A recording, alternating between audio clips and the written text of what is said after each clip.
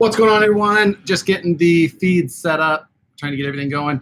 Do not have, sorry, hopefully the audio is going all right. Someone will have to confirm with me that that's working. I don't have a huge agenda for tonight. Just kind of, I've got a handful of things around me. The good news is I do, of course, have Dancing Riders. Do have a VS410 here we can discuss about a little bit. And I've got the new Axial Blazer here. So, a couple of things. I've got, of course, I've got carnies next door playing with motorcycles, it sounds like. Hopefully that's not messing with the sound too much. Anyway, the reason, more Dancing Riders, of course. We have a 4th of July party coming up, and racing Dancing Riders is on the agenda. So I have 2 more here actually that I need to get built tonight. Maybe that's what we're gonna do. Let's see. Thanks for joining, guys. Thanks for, if it's your first live stream, thanks as well. Appreciate everyone on the chat. Always nice. The chat's always the best part of the live stream. So that's what we got. Again, thanks for everyone for joining. Thanks for everyone for chiming in on the chat. Always appreciate anyone who's, if you are watching, I encourage you, please jump in on the chat. Again, like I said, that's the best part of the live videos is just talk. Axial Fest 2018, God, it is coming right up. For Axial Fest 2018, I think what I'm going to do is do a little refresh on my Ripper, probably cover that in video. I did not cover, I so regret not covering the Ripper in depth in video during the time we were doing it. Last year actually was kind of a down year for me on video side. I didn't focus on it. I didn't do that many videos. I missed a bunch of really cool opportunities, especially the Ripper. The Ripper is my biggest regret on video as far as not documenting that. We, at the same time, that truck was so much work and, for what we were doing. It was just going to be a project for us to kind of show off and have fun. And then it turned into a project after that. But, I really wish we would have more documented that better, because it really could have been a pretty awesome journey to kind of show along the path. It's almost funny that a Harley is disrupting this live stream. So yeah, let's see. Reading the chat. Thanks everyone for jumping in. I am going to be working on this while we talk. I know that my channel is the furthest thing from Dancing Rider type channel stuff, and I'm going to try and make up for that by having 2 really nice trucks in close proximity to the weirdness of a Dancing Rider. But if you guys played with one, you'd understand how much fun they are. On another note, I also ordered another truck today. So I've got the Traxxas TRX4 Sport build coming up soon. That parts are all rolling in for. I'm not gonna spoil too much of that, but TRX4 Sport, gonna do a little video series on. So that's gonna be fun. But that's not. And then tonight I also decided to order not the one that I talked about on the video the other day. So I decided to order a Cross RC. I've never owned one, and I wanted to to experience it. Now, I didn't order that Mammoth 8x8, and I didn't even order the SG4C. Sorry. Hold on. He knows I'm doing video. I'm doing live video. Bye. So the 4C, the one I ordered was it's actually an older one. I think it's a year or 2 old even. I think it's called the GC4. It's kind of like a cab forward truck style. Anyway, just thought it looked fun, looked cool. Wanted to pick up a Cross, try it out. Kind of like the look of that thing. And since the Cross RC stuff isn't exactly as like ultra performance driven stuff, it's more supposed to be along the scale side of things. I felt like if I ordered the SG4, I would just be disappointed. I've seen them in person. I haven't owned them or built them, so I wanted to just give it a shot. And that is, you know, I just didn't feel like that was going to be, I wasn't going to be happy if I bought that truck. So I decided to buy one of the ones that was still 4-wheel drive. So it just still could, and that just was kind of looks based. It's completely outside of any other vehicle I've owned, really. I'm going to move my cart so that I'm not getting these vibrations. Sorry. So hopefully, if I move the table now, it doesn't vibrate the camera. Sorry. But anyway, so I'm going to play around with Cross, see what it looks like. I got it ordered from RC Country, one of my local hobby shops. Sorry, hopefully this video picks up. It says, looks like I was having some buffering issues.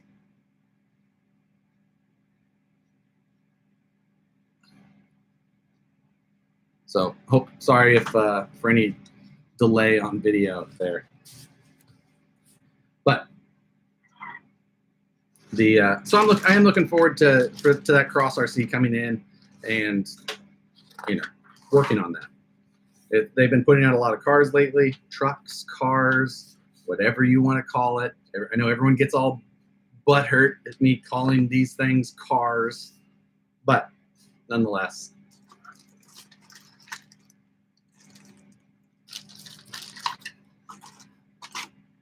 So that's kind of what's going on. Axial Fest prep, I need to get started on soon because Axial Fest is going to be here in no time, like a couple of weeks, few weeks, something like that. So how many dancing riders do I have? Now I shouldn't say how many do I have. We bought like 5 or 6 for the shop, you know, just because everybody should have a dancing rider.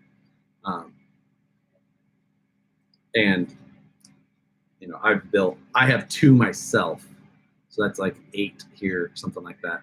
I still need instructions after that many. You know, I don't know. Maybe I'm not going to try doing it without it.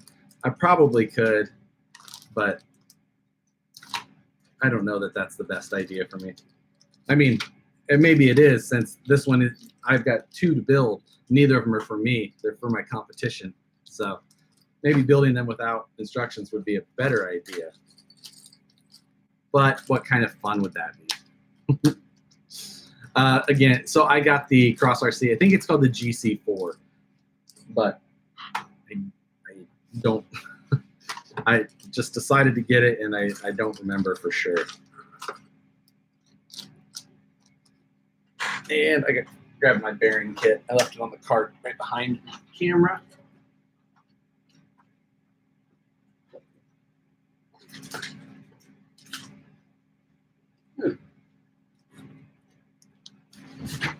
Let's see. What do you bring to Axial Fest? Is Axial allowing other vehicles like Horizon lineup? Axial Fest is Axial vehicles only. So it's not an Axial vehicle, doesn't belong at Axial Fest. That is still the official answer. I will be bringing my Ripper, which I plan on doing a refresh on, you know, cleaning up, doing some color change maybe, and stuff like that. Let's see. This is not my SL2. So I use my SL2. Canon SL2 is the DSLR that I shoot with mostly. This is actually live streaming straight from my MacBook Pro. So what's your go-to hit the trail rig? Now it's my VS410. You know, before that it was always an SCX10. So this is the VS410. You know, this is one that this is the one I built for the how-to videos. So this is the one that you'll see, you know, once the how-to videos are live, this is the one you'll see that I built for those. So I mean, I kind of went like a step-by-step in that. A lot of that is for, you know, customer service type things, so people have, you know, steps to follow as they go through. Let's see. I've been thinking about picking up a Cross too. The military vehicles look sweet. Yeah, you know, I haven't owned one. I see them pop up a lot. I don't have any. I've never built one myself, so I don't have a real base to stand on to give any sort of opinion, since I've never tried it. Yeah. Yeah, well, the Ripper was built specifically for Axial Fest. The Ripper is on an SCX 10.2 platform. It's SCX 10.2 chassis, SCX 10.2 based axles, the whole deal. No more Axial version. I mean, the VS4 has a lot of things to know. The ring gears are the same size. It's got, we have an offset front pumpkin now. We have more clearance. It's everything that I would have built my SCX 10.2s up to be. So yeah. There goes the afternoon. Man, what part of the world are you in? We're late afternoon. I'm on the West Coast.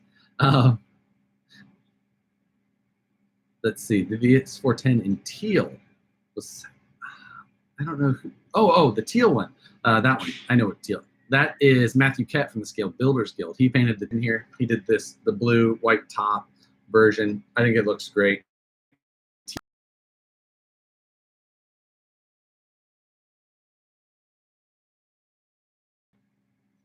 So yeah, let's see. Oh, New Zealand. Afternoon in New Zealand. Well, Indiana. There we go. That's, I'm more used to that time zone. So yeah, let's. I should make a little bit. I need to at least finish one of these tonight. That's my goal at the very minimum. While I'm doing all this talking and whatnot, I need to at least get one car done. Yeah, so waiting for an orange paint scheme on a VS410. Well, the reason you haven't seen an orange one is because I have not painted one. All of them that have been painted need to have been painted by people who know what they're doing. That is not me. I am a terrible painter. So that is why Brandon has been doing, he painted this blue one and he painted the silver and black one. I take no credit for the looks of those cars at all. Cars, trucks, whatever. Carlos from Chile. Carlos from RCC? Or wait, am I thinking of maybe not Chile?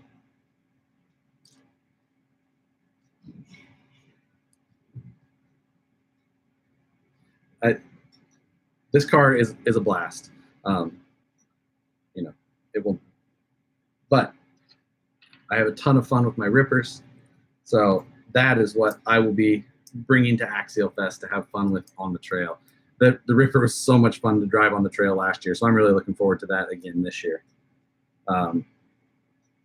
Let's see. Even though this is for the competition, I should still use a little bit of grease for them.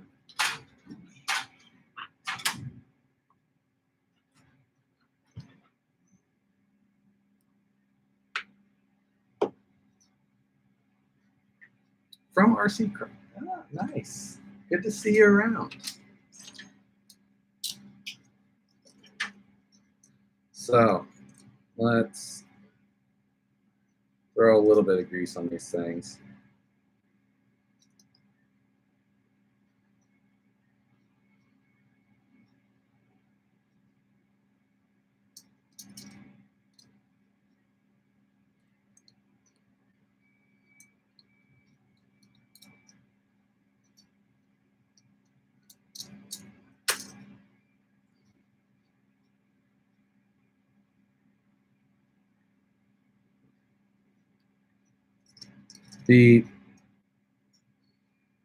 So 4th of July, we'll have a little party here in town.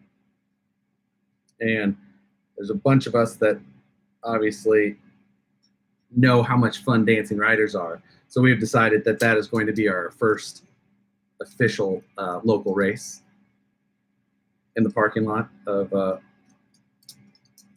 where we'll be partying.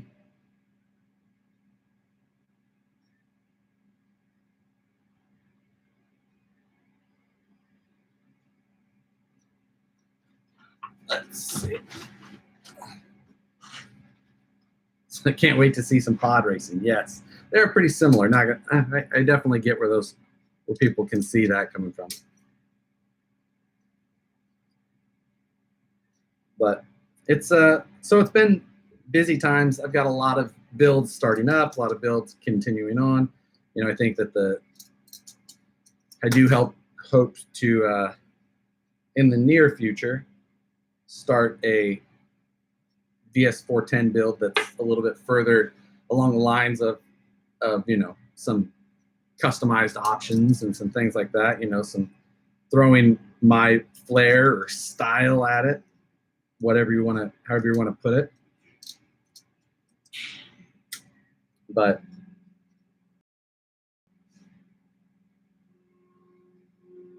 that's still you know, a little ways away. Got to make sure that everybody gets their VS410 as well.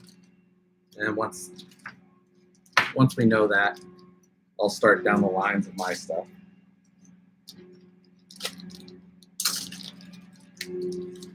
Kansas. Closer to the area, I guess. So last week I had to go back to Nebraska for a family issue. And that was a sad trip, but it was good to get back home. I'm originally from the Omaha area, just north of Omaha in a small little town. But I was visiting Omaha while I was back.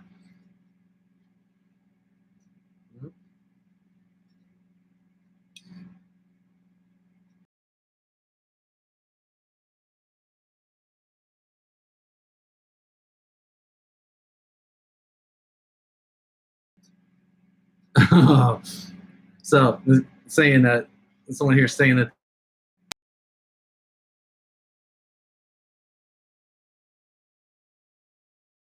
you know, to kind of set stuff and things like that. Yeah, throwing that away. It's like, damn it. Papillion. Oh, actually, I was in Papillion last week. That's where I was the whole time. I think the Bellevue Medical Center area. My cage templates on the website. Help you design, start building my own tube. Yeah, cool. You know, the cage design stuff was something that just came out of me. You know, I was going to build my own stuff, and there really is. I always wanted to have a design in mind and not just kind of winging it. And I'm a much better artist on the computer than I am on paper. So it made sense for me to just draw them in CAD, so I knew what I was going to build.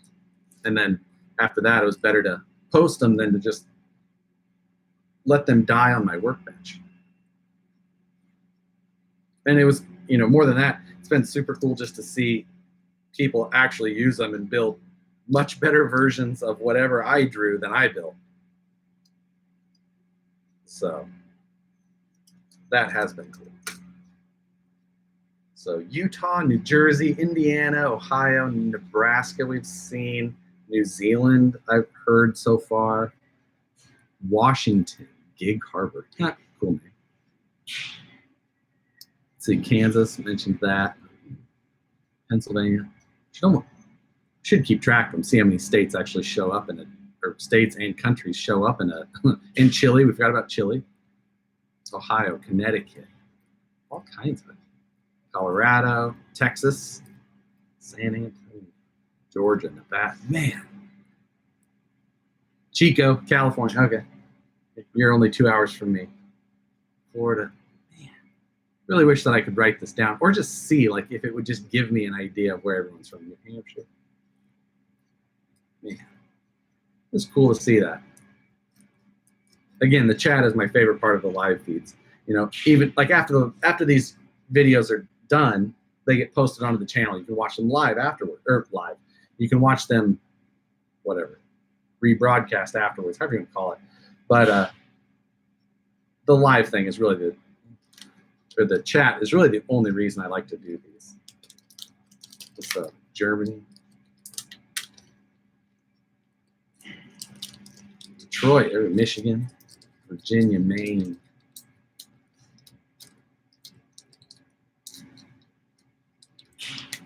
I haven't seen, let's see. I haven't seen anybody from Kansas or from Missouri side yet. So of course Tamiya sends their stuff with plastic bushings like always. Still, can't believe they still do that. So the Fast Eddie bearings are what are going in there. We'll be racing actually with Fast Eddie. So the bearings are compliments of Fast Eddie, since we'll be racing against him.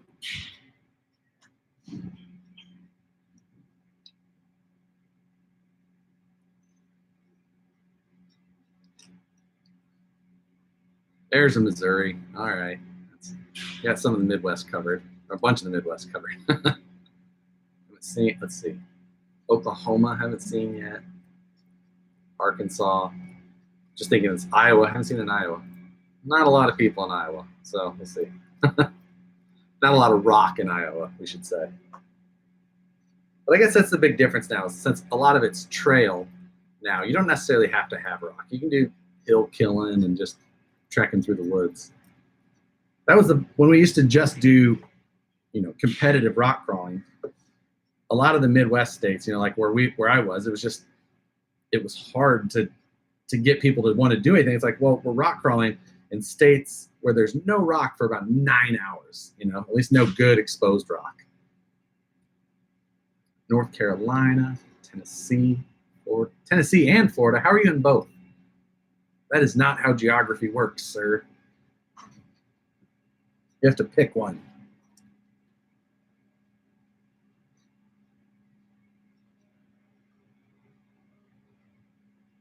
All right, it doesn't say to put that in yet. Is it a private party? It is a private party on the 4th. We do want to go racing at Speed World here and a bunch of them, because there's a bunch more.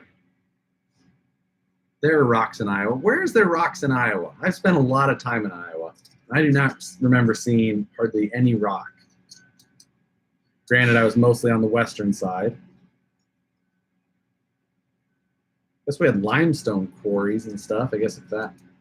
I'm trying to think of any exposed rock I've ever seen in Iowa.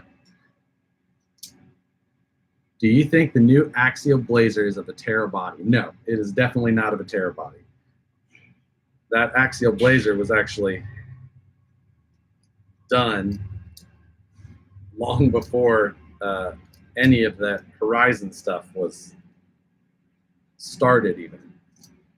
So you got to remember, we saw the Chevy truck version of this Blazer. The Chevy truck and this Blazer are basically the same body, with a few things, but they'll use the same grill and some other things, So a lot of that's very similar. Going to backpacking in the Sequoia National Park soon with my trails. Sequoia National Park, is that north of me? South. I think it's south from here, right? I'm still so bad at California geography. It's taking me much longer than I would have thought to. It's a big state, though.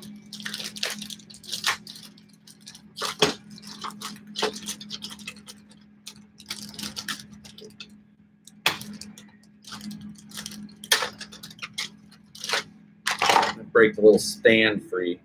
So yeah, there's this little stand they provide, and it just kind of allows you to lodge the, kind of fit in there like that.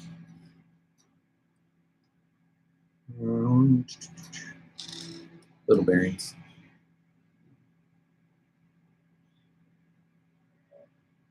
Oh, the other side of the state by the Mississippi. You know what? I've driven across Iowa a few times. Wait, have I driven across that border?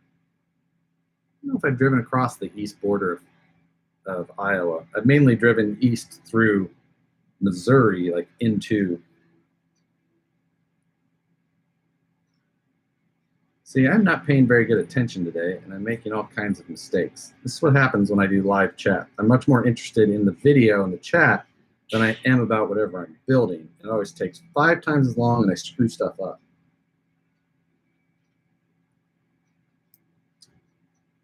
So, goes in this one.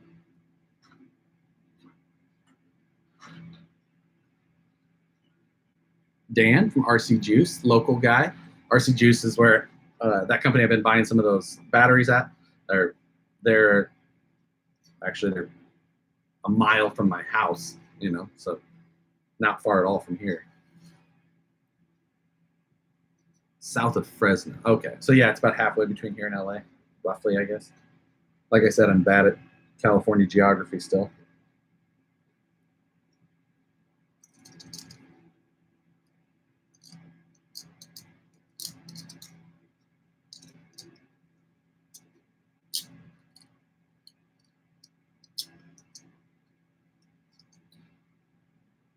What was my favorite indoor rock crawling spot?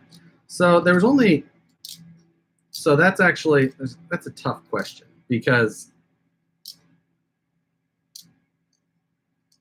there was only one ever permanent indoor rock crawling spot that I kind of went to, which was the Rocks Box in Indianapolis, which was amazing.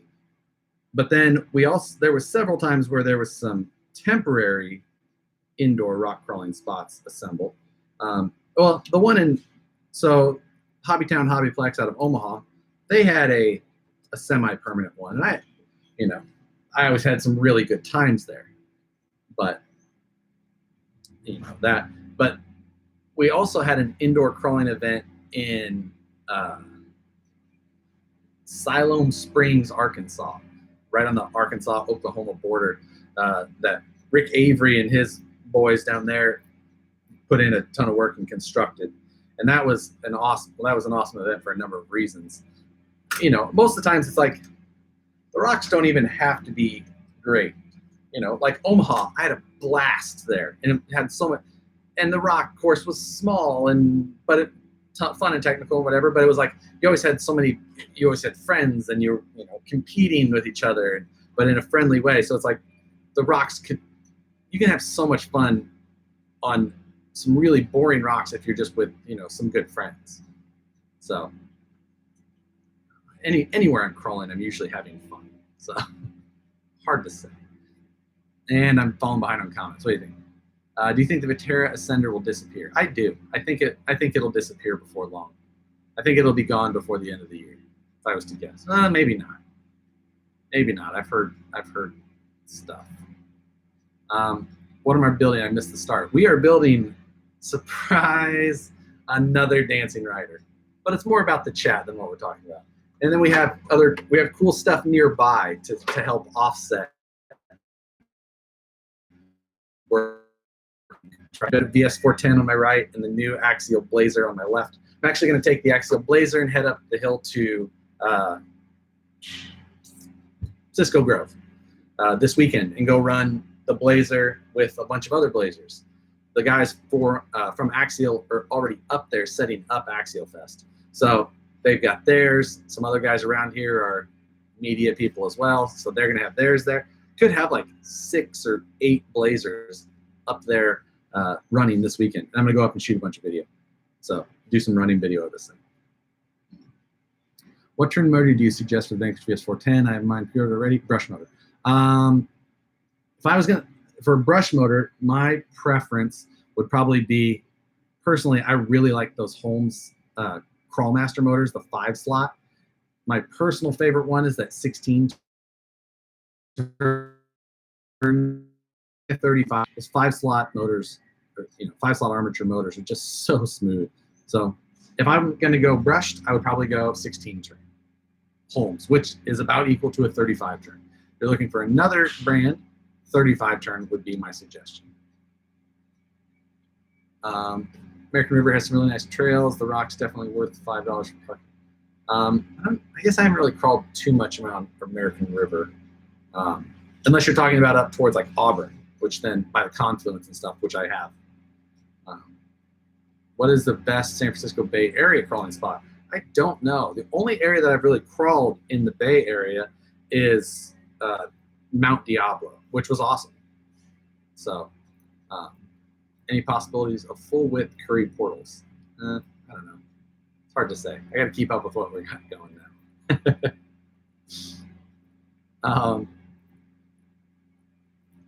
I don't think, I would highly doubt there will ever be an Ascender 2.0.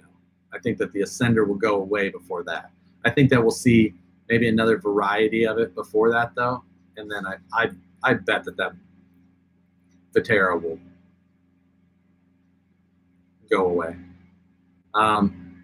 What was my favorite rock crawling competition? That's a good question. You have a bunch of good questions. I appreciate it. Thank you for questions, everybody who likes to put them. Always helps the chat and the conversation move along. My favorite competition, of course, you ask a question, I really have no answer. You know, I don't know. Like, Crawlapalooza always has kind of like a soft spot in my heart. Crawlapalooza was my very first big competition I ever went to that wasn't like a local one. So it was down in Disney, Oklahoma, which is always just, you know, I always had a lot of fun there. And just, again, it's more about the people than the rocks or, you know, how the competition went or whatever. But Disney and Crawlapalooza in general has always just kind of had that soft spot for me. Now it's in the Midwest, and, you know, I'm out here, so I haven't made it back in 2 or 3 years. 3 years. 2 years. I made it the year before I left. But, and then, of course, a massive event happens out here, like the same weekend as Crawlapalooza. And, you know, it's like the cost of traveling, especially to Oklahoma, is not super easy. You know, you got to make those calls. What's the probability of them selling a top for the SCX-102 Blazer body? I think it's high, because if you look at this thing, let me try and get the right light. So you see that little dimple there, and that one there, and that one there. You know, those are on both sides. And I mean, something's going to go there. I think it's a top. I think if I were to guess, it'll be a top that, you know, goes all the way to the front and maybe is cut out in the back so you can still get to the body clips. Although if you have to get to the body, you know, I don't think that's my guess.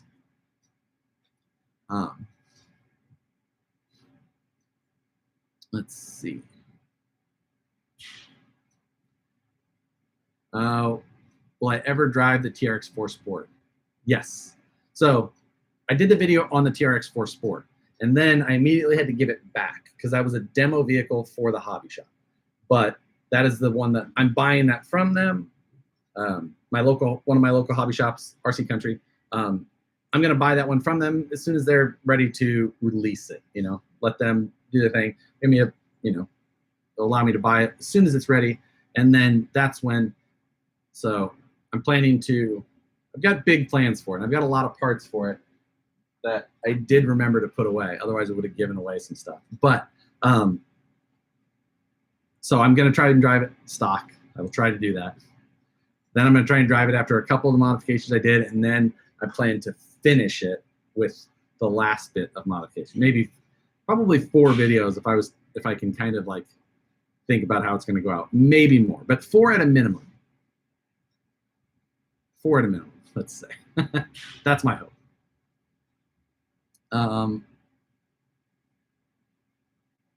Miller Park in Oakland might be a fun spot.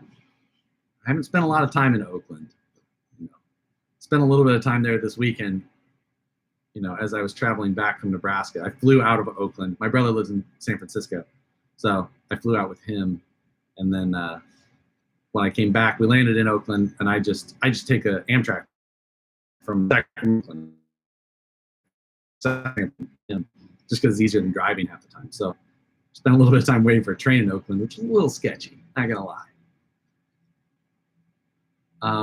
So yeah, excited to see the touches you add to the Bronco. I don't have a Bronco. Blazer? Probably what you meant, Blazer. I don't know what my plans are for this thing yet. I'm gonna drive it, and then I gotta figure out, like, I don't have like a plan for it. And I usually don't like to just start something if I don't have a plan. I don't want to just throw bolt-ons at it, you know, without a vision of what I'm gonna do. You know, it's I did that with the Honcho, but that was because, you know, there was a vision for that as far as a schedule and how it developed, but at least, you know, there was a reason for what I was doing. I needed to spend or could spend up to this amount every week. This one, I don't know. but so hello everyone for joining in. Appreciate all of that. Am I going to Crawlapalooza this year? No, I won't be. Again, Crawl for the Cure is out here at that same time every year, and it's a massive event and it's close. And the other reason for that is like, I live in California now, my wife and I, and shortly after Crawlapalooza and all those is Thanksgiving. Got to travel back home for Thanksgiving, and then right after that we've got Christmas. Got to travel home for that. So that time of year really hits me with some travel costs. So going back a third time in 3 or 4 months, bad at math, 3 months, 2 months is hard and expensive, even if I leave the wife at home. Have ever been to Europe? There are a few great comps. Like I have been to Europe. I went to Europe last year, but just to Italy, and I did not go for crawling. So I did Rome and Sicily and things like that. My brother got married over there, so traveled over there for that. Spent like a week and a half there. Great time and beautiful, amazing place. My wife and I will love to go back when we go back, because we will be back in Europe. It would be tough to convince her that I need to spend 1 or 2 of the days playing with toy cars, which I do every day of my life otherwise. So she may demand that I make that trip not about toys, which will be a tough call for me. I may still have to sneak one in. A hard decision tonight because you came Van Horn. Who is Van Horn? I don't know who Van Horn is. Just tuned in what I'm working on. We're working on a dancing rider, but don't judge me because we have other cars here to talk about, and it's really just about whatever questions you guys have. And I just happen to be wrenching at the same time to try and get something done. Remember about the Rocks box, man. I remember a lot from pictures. The 24-hour comp, that probably should have been one of my answers. The 24-hour comp in the Indianapolis Rocks box was one of the best comps because that, there was just, we competed for 24 straight hours in RC crawling, which is you don't ever do that. I don't remember how many courses we ran, but it was a blast. No, it's not. Sorry, let's see. Riviera rusted his K5 out and looks killer. Sean, Beard, and Dan should be there. Yeah, I'm not sure who all is going to be there. Do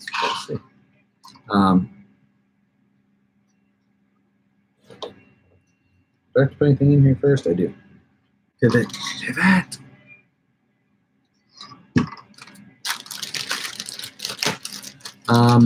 No, it's not really a crawler, but what do you think of the Tamiya CC01?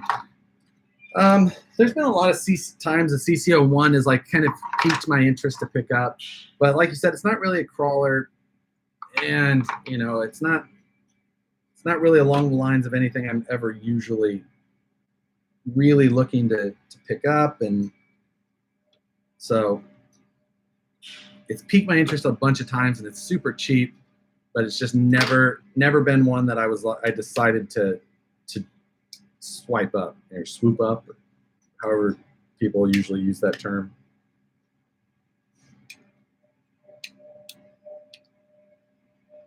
What am I doing wrong here?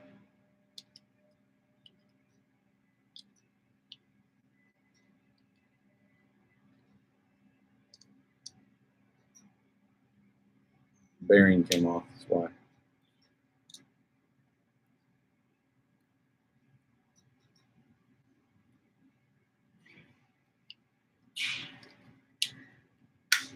There we go.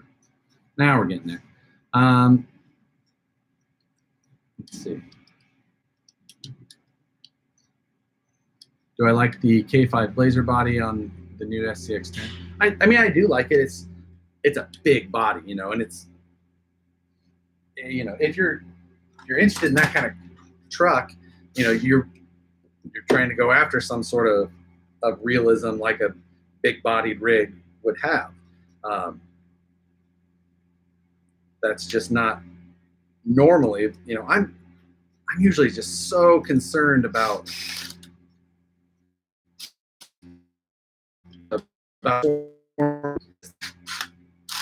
don't go after, you know, these big bodied rigs. Gotta set my initial torque on the wrench.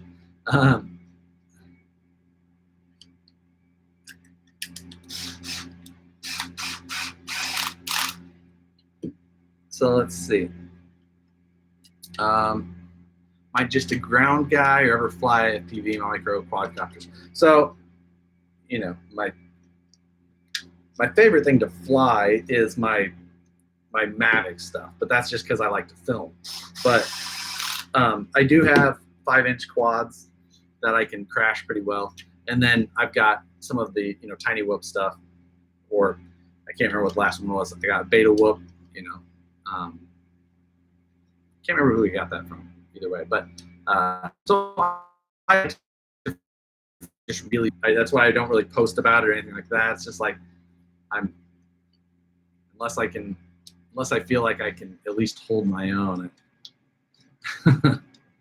It's tough, but I have fun nonetheless, and it's very interesting to see, you know, to kind of touch into that side of the hobby and just see how advanced it is and how, you know, because it really is. It gives you an idea how advanced some of the other sides are, especially the FPV quad stuff, just with how good some of the programming is and the options that you can have with, you know, some of those flight controllers and stuff are just amazing. And, you know, when you're flying with a 9-channel radio and you've got S-bus type communication that, you know, can do it with simple wire connection rather than having, you know, 3 wires for every channel, or at least 1 signal wire, power and ground. But it's still really impressive to see, and at the same time kind of discouraging about like why we don't have better capabilities and options for some of the things in ground-based stuff. You know, light controllers is the one I keep harping on. I know I've talked about that a number of times, but just to see how nice and how advanced the light controllers are on that, you know, like the Betaflight driven stuff is crazy. Unless you've ever looked at it, it's like you don't. So that's why it's nice to kind of be able to like dip your toes into the other markets and see how much more advanced they are at some things, and then, you know, come back to my humble ground-based beginnings. What day are you going to the Roseville track? That I don't. That's not organized yet. Definitely need to get it organized, because I think a dozen dancing riders going around that track out there at Speed World would be pretty awesome. Love the GoPro setup. Hey, Ken, thanks. Ken got one of those, and man, I love that thing too. It's definitely like, that is one that I kind of take everywhere with me. So I know not everybody watches anything that's to deal with camera stuff when I post it, but this is like this is the little filming rig that I use when I'm out and about, you know, because I geek out about camera stuff for like 5 minutes. So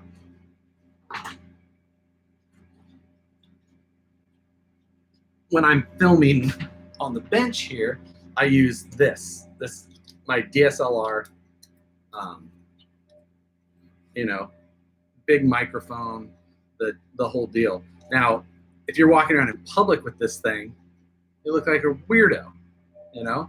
And I am as much as I sit in front of the camera, I'm a very self-conscious person. I don't like to walk around talking into a camera like this. I think I look like an idiot. So I don't do that. It just makes me like feel like I'm not comfortable with that. So I don't like people I don't like it. But I can carry this thing around, and people really don't know what it is. And what all this is it's a GoPro. But GoPros, you know, if you've ever watched a video of someone filming with a GoPro, and it's got like when they're moving it around, you can hear this weird like muffling, like almost like a crackling or a like someone's banging on the microphone sound. And all GoPros have it, and it's kind of because of that whole waterproof case thing. Just sucks. But to run an external microphone on the more recent GoPros, you have to run this big audio adapter box. And I came up with a way to try and build that box. So this box is inside this little 3D printed thing. And then, so it sits in there. My cables run around the back. And this is actually my microphone over here on the side that you can't really see. It's got a dead cat. That's that furry thing on there. But that's what helps knock the wind noise down. But I can talk into this thing. I mean, I might look like I'm talking to myself, which I'm more okay with that than someone thinking I'm holding the camera out there selfieing. I just don't like it. But, and then, you know, when you're out on the rocks or anything like that, you can, it's got the little gorilla pod that I shortened up. You can put it where you want. I kind of like it. It makes it super easy. And, you know, this is an aluminum case for the GoPro. So it's, you know, as far as like the GoPro you're used to seeing, it's just that. And it's got 50, that's an ND filter, which makes it nice for filming outside. So if you ever wonder what I film with, there you go. And of course I did a video on this, but I know, like, if you're just a guy who likes RC crawling, there's no reason for you to watch a video of me talking about cameras. So anyway, sorry, off topic. What do I think about the future when the Axial RTR will come with Spektrum radios? Or do you think that in the future? Yes, I would highly expect. I was actually surprised to see this Blazer come with the Tactic radio. I thought that that Blazer probably would have shipped with a Spektrum radio by now.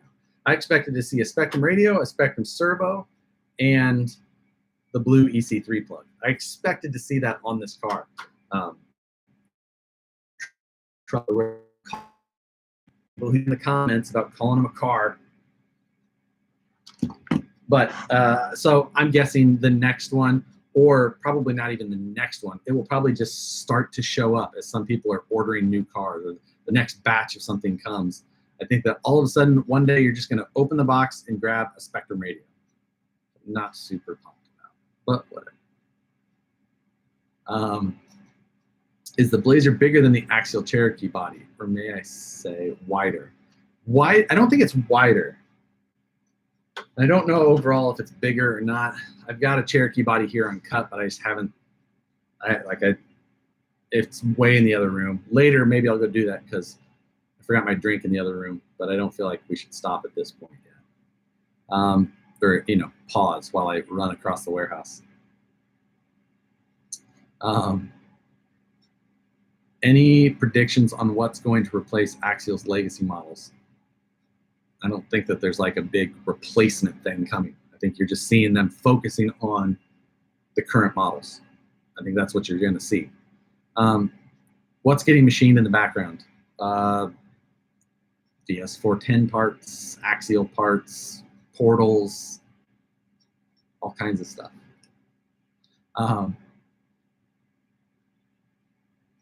Let's see. What's get S-Bus is old technology, yeah. Let's see. What is my current go-to ground controller? Currently, my go-to radio is the Futaba 4PV. I've got the PX as well, but the 4PV is what I like. It's comfortable. I'm not like super concerned about it. I know it's still a really nice radio. It's like $280 radio, but if I fell and broke it or dropped it or got kicked off a ledge and broke, it wouldn't make me nearly as mad as if that same thing happened to the PX. So 4PV is my go-to radio currently.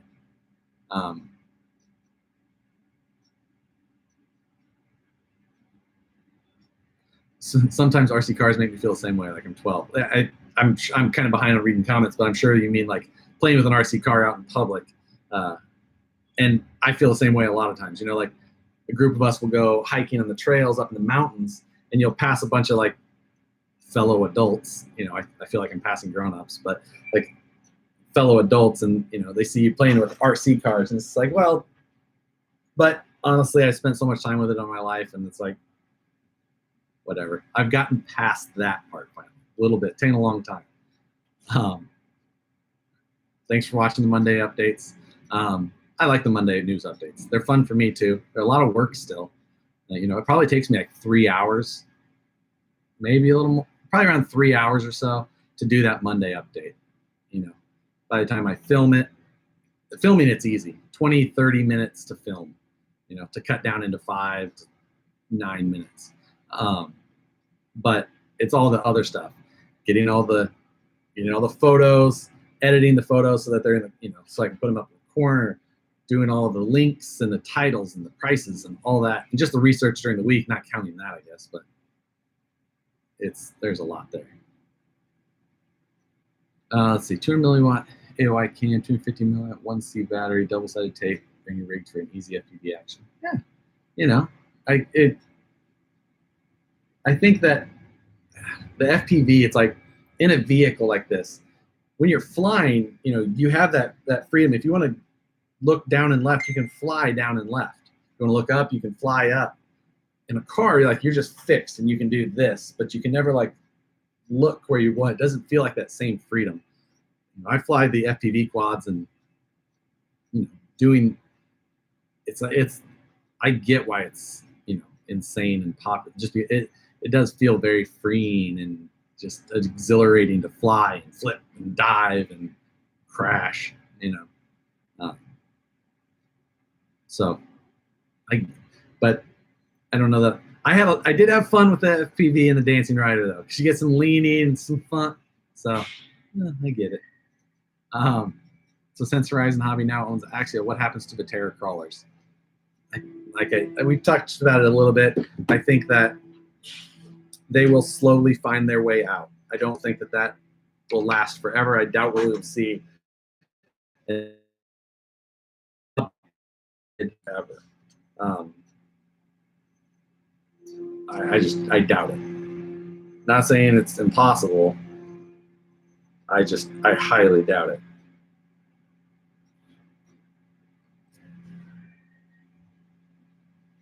Let's see. Am I noting this direction properly? Yes.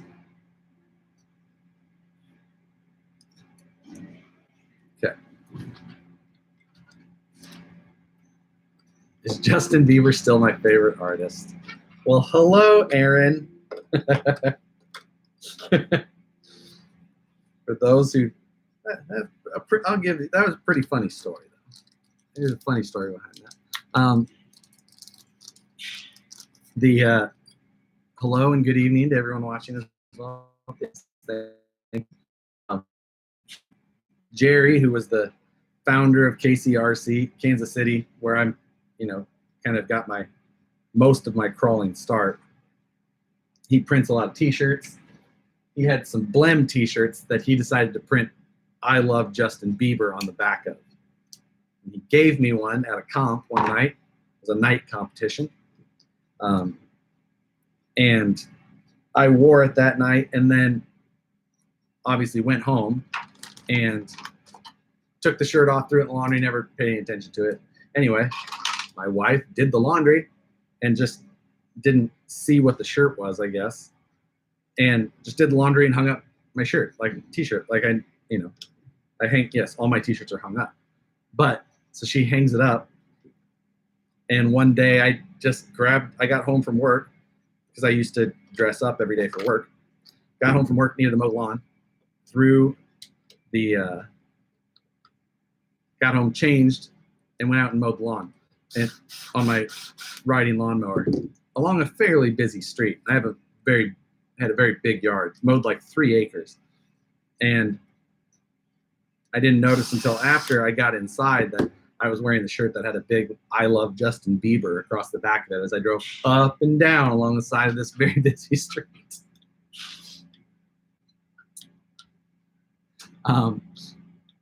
Ever crawl in Canada? Yes. Was up in Canada in 2015 for an event. That was at something Caverns, northeast of Toronto, I believe. Had a blast up in Canada. Be back to that area for sure. Also need to explore the west side of Canada, just because, you know, why not? Where's the XL Dancing Rider? Yes, monster. I love that idea. 540 size, some big top. Yes, maybe an MOA axle for the rear and like the Traxxas funny car drag racing slicks. A big fat top. I like where you're going with this. It's gonna have to be custom, I think, though. RC Juice might get a Dancing Rider. You have to. Too cheap and too much fun not to have one. Feeling a little weird working on my bashers list. Yeah, don't feel weird. Thank you. Thanks for watching. So my local RC drift track in between pit stops, watching a lot. Yeah, thanks. Cab over Unimog with VP portal access. That would be. I do have a soft spot for Unimogs. It would be fun to do. Any more info on the next possible Vanquish vehicle release? Nope. Nope. None. No. Got any corn? Yes. Who from the Roxbox is the best to compete against the Box? Oof.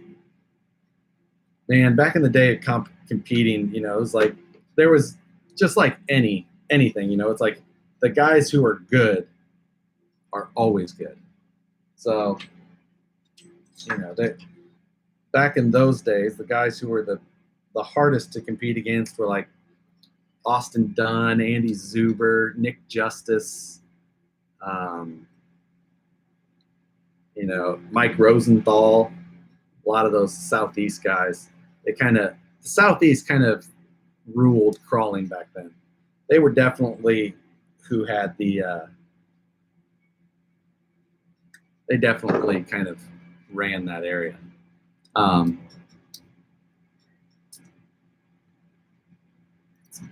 It's best and west out here. Nice. We're working on a Dancing Rider, of course, but don't judge me. Next batch of VS4s, any idea? So this isn't official, but if you're watching, sure, there you go. It'll just be a couple of weeks after the first ones. So it's not gonna be a long wait. They're gonna be, when the first one's coming, they'll be finished and shipping out.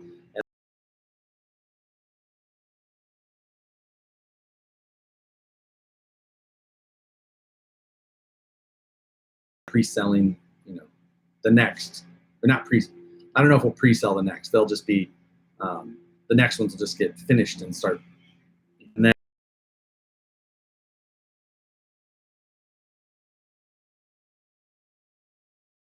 there shouldn't be these big delays. We're focused on them. We're trying to get as many done as we can to get them out to everybody.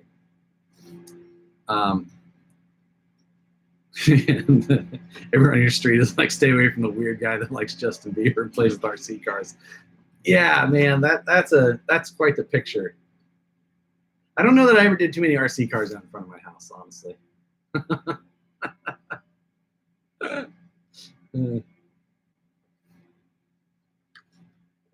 Now that you put it that way, though, that is quite the image of a predator.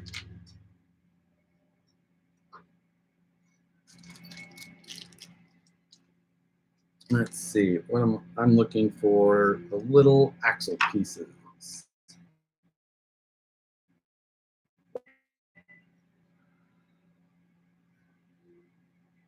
What is my thoughts on Axial no longer making the score? So, I mean, probably not the thoughts you'd want to hear. It doesn't hurt my feelings. I didn't love the score personally. I'm just not a short course type guy. It was a cool truck if you like short course type stuff. That's just not what I can take it or leave it. So, what happened there, I believe, is the score licensing was up, and they were probably not selling them enough to make sense to continue that most likely very expensive licensing.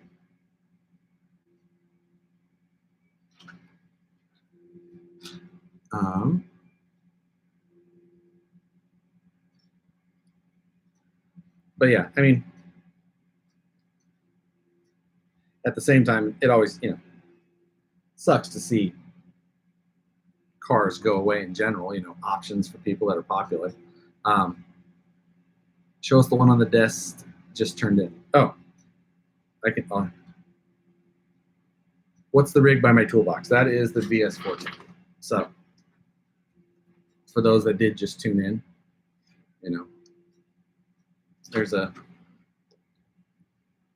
close-up look at the axle. I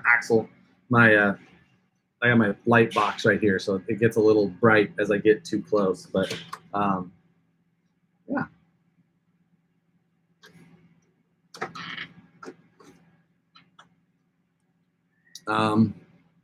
Will I ever build something with IFS?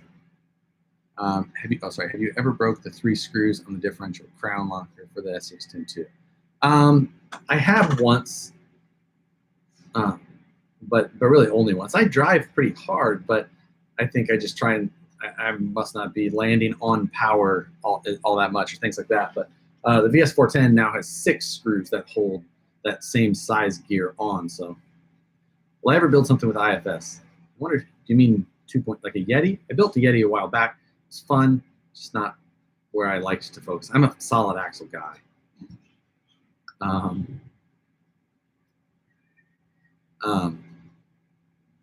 Should be able to get the body and cage from them still, hopefully, maybe. It's hard to say. As they discontinue stuff like that, probably won't be around forever. Would love an Exo. Speaking of Exos, for those guys who well, if you're still tuned in at this long, funny thing, the other day, doing some organizing here in the warehouse, trying to get some stuff ready for VS410 stuff, and happened across a bunch of Exo motor mounts. So they're not plated yet.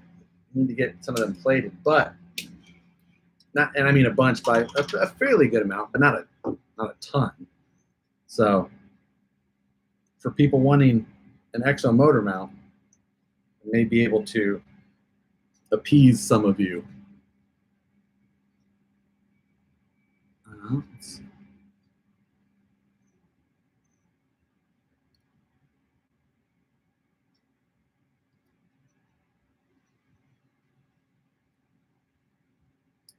So let's see. Yeah, I had one, but it burned up. Yeah, a bad day for all of us. A bad day for the internet.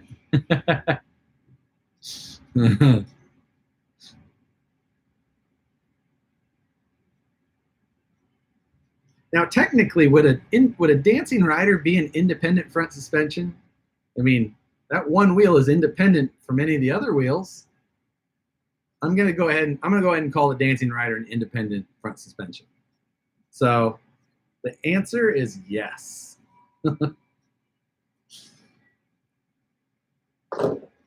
I will tell you this is the slowest I have ever built a dancing rider. I'm an hour in and I've got 5 minutes of work done. For those of you joining, yes, I'm building another dancing rider while we chat.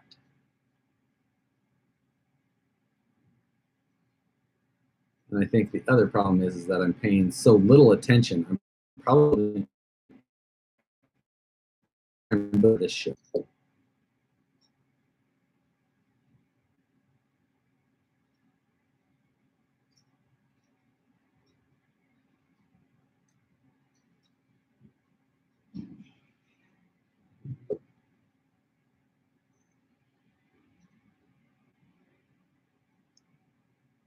There we go.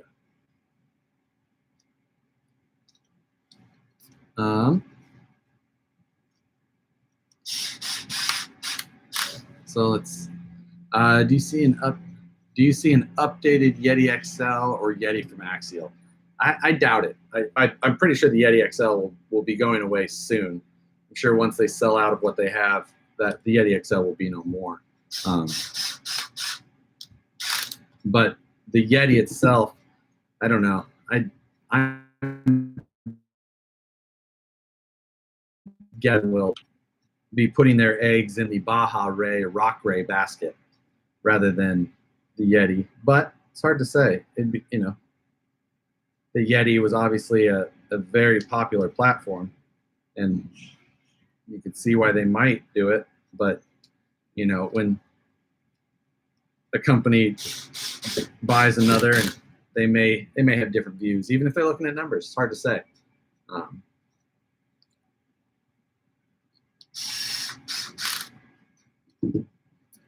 So, thoughts on a TTB front end for a 1.9 crawler? Hard pass. It's super cool, but TTBs you're either not going to get very much travel because of the complexity, or it's going to be way too big, or it's going to be very weak because you're going to have to build it so small. Will that exo motor mount be available on the website when they are ready? Probably. I have to double check the status of what I've got on the website, like if I have all the information that's needed on there. Like, there's a lot that goes into selling something on the website. So I have to make sure that everything is still in place. Otherwise, I'm probably going to have to do some sort of I've done it once before where I had a bunch of parts, like an old parts bin full of stuff that I had actually taken a ton of time and gone through and sorted out and made sure that everything was there. And then I sold, did it like a Facebook Live and sold it all off to everyone. So it's a possibility that could happen, but we'll have to see. It just depends on the status of what I've got available on the website. If all the product listings are still there with all of the UPC and all that information. That product was sold a long time ago. That product hasn't been made or sold really since I've been here, which is about almost 3 years now. Getting ramped closer and closer every day to 3 years. Like anything could ever get further away from consoles. You know what I mean?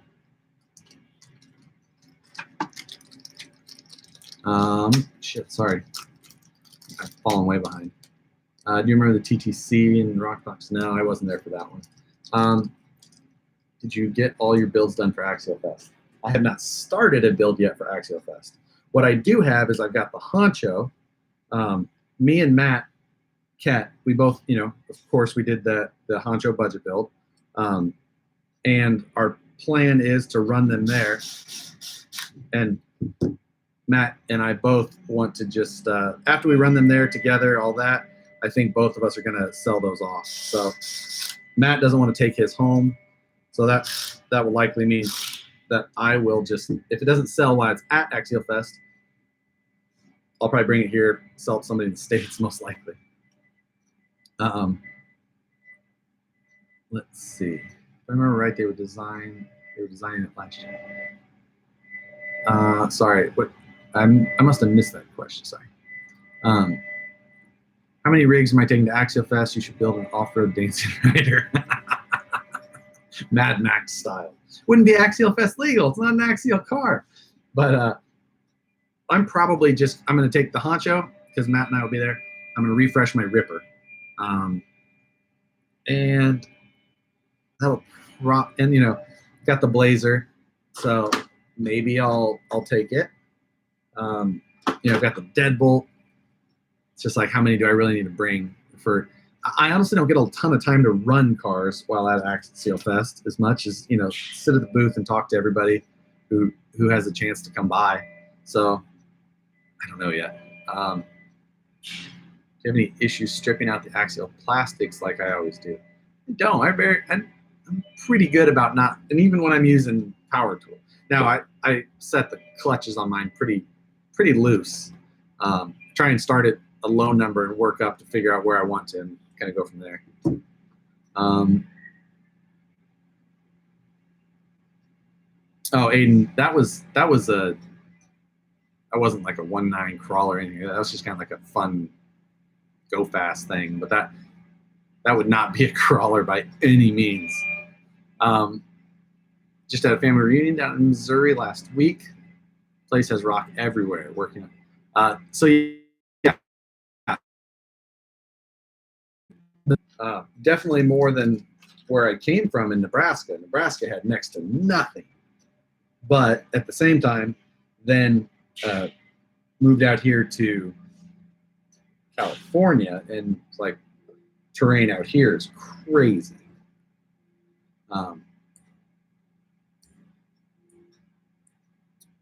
So what are thoughts on cantilever suspension on a crawler?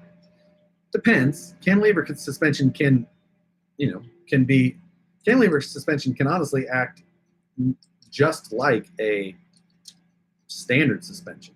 It can have no differences at all, but that is only if it's built that way. You can also build it to have insane amounts of reduction in the like travel, like that type of thing.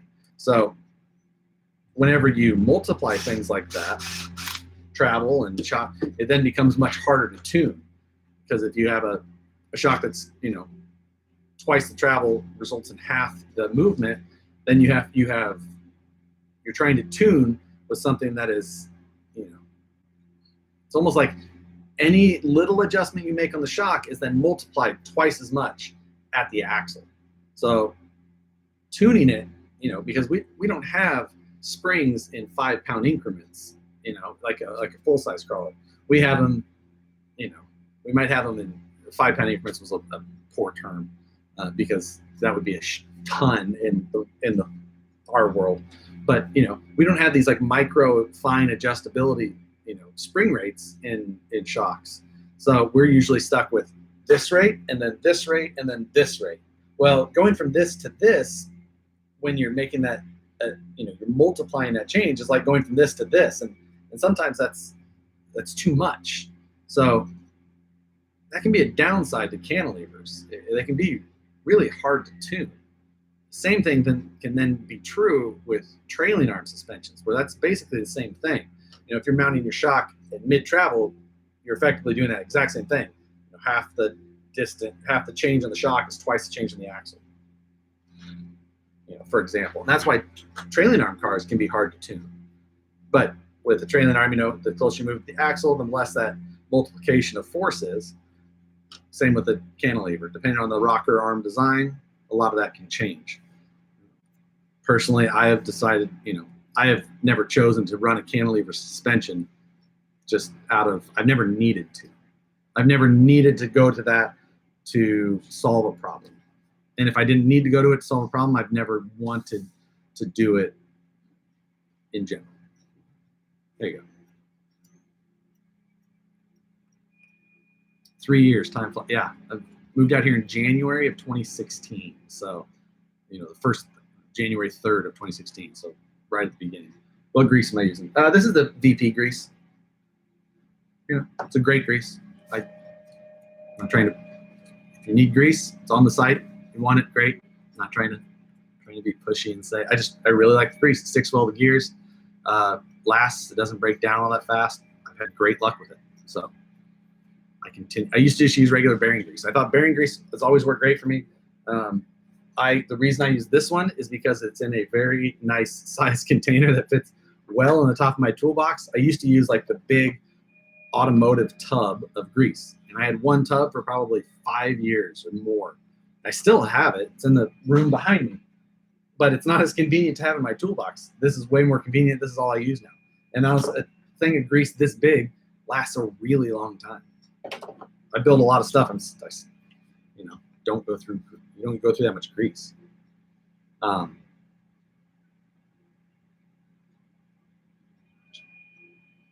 Any hints on the upcoming TRX4 project? No. No hints. No hints yet. I'll get there. I'm not trying to be like secretive, douchey, or anything like that. It's gonna be a fun project. More so than like a uber serious. I'll tell you this: there will be no brass on it at this point. I don't know why everybody feels like they need to add so much brass to those cars. Killing me. Vanquish making any parts for the Dancing Rider. We have like a few parts that like we want here.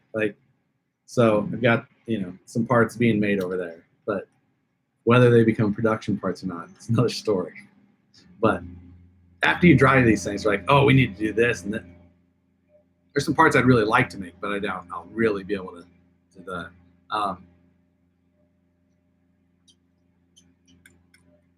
So yeah. But yeah, so James, if you're interested in that Axial, the Honcho, you can shoot me a message.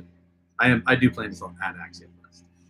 So you see the one-tail scale XO stunt truck I recently built out of a Yeti XO.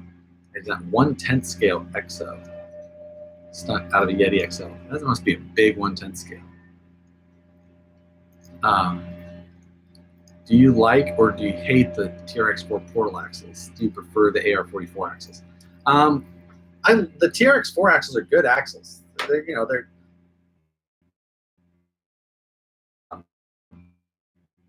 fairly beefy. Out of the box, they're very capable. I don't just like portals in general. Portals are cool in the right application. I don't want portals on everything. I think portals need to be underneath the right things is the thing. So it's, but I do like the TRX4 is a good truck. It really is. I just, with limited options available for upgrades, and honestly, it's the Traxxas groups, man, that are the worst. They just don't take any advice. They don't. I don't know why it's so different than the regular crawler groups. It's just like it's a different mentality in them, and it makes your head explode reading some of the things over there. I can't believe it. I'm not saying that there's not bad advice in every crawler group, but in general, I do prefer an AR44 size axle. Like for most builds, I think that's more appropriate than a portal axle TRX4. And I also don't like the locking diff thing. I'm not looking for that. I can get seriously tight turning and good performance out of a normal AR44. I don't love the locking and unlocking diffs. Like if I'm owning a TRX4, I'm locking the diffs out. There, that part's done. All right, next.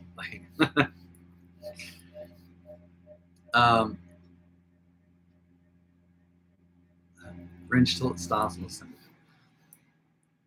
How do I get some Q series lights? Because I had no luck anywhere. Really want some for the BS410. So Q series are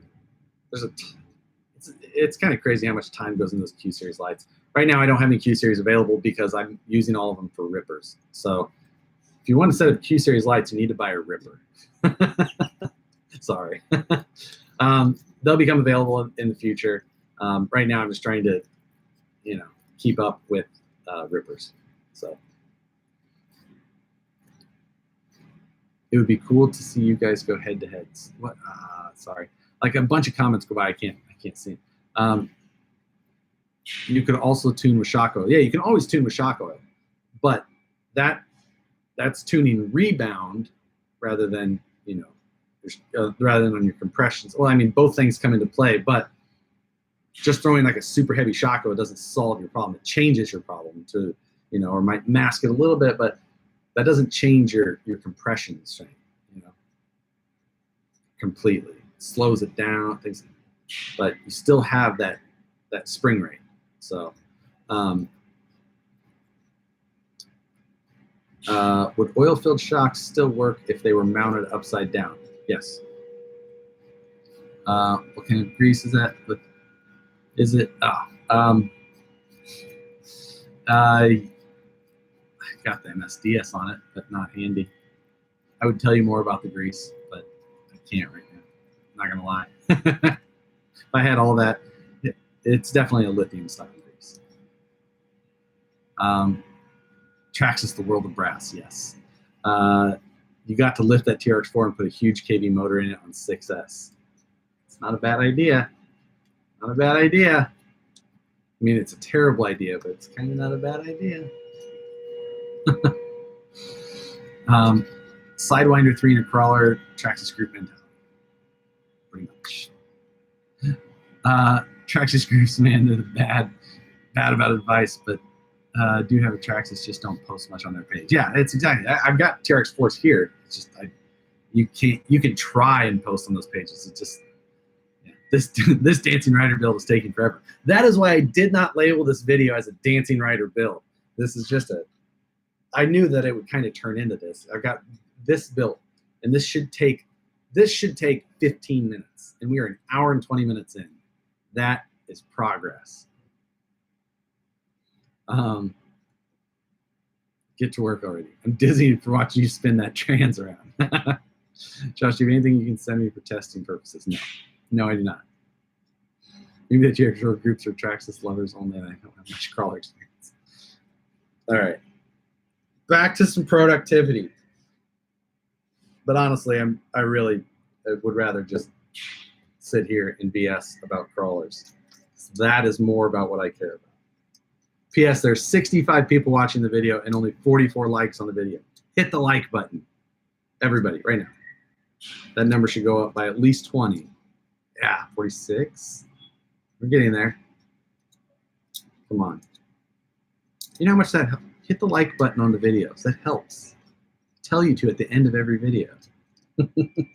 Interact with the videos, damn it. 60. See, all right, we're 65 people, 65 likes. Thank you very much, everybody who's watching. Greatly appreciate it.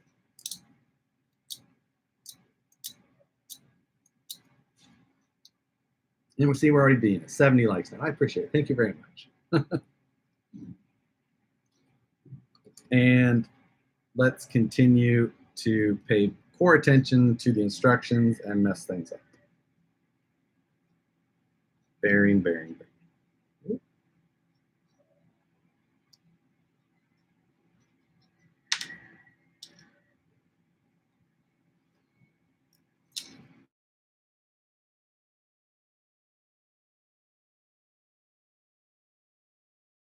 No shocks to compress. He's exactly right.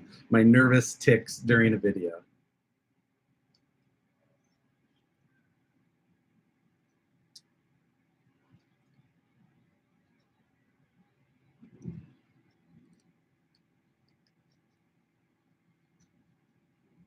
Let's see. Stock dancing rider pops wheelie. Yes, a little one, little guy, but it does pop a wheelie. So are we drinking every time he spins the trans? It would. Traxxas control when it's hooked to a SCX10 winch. Oh.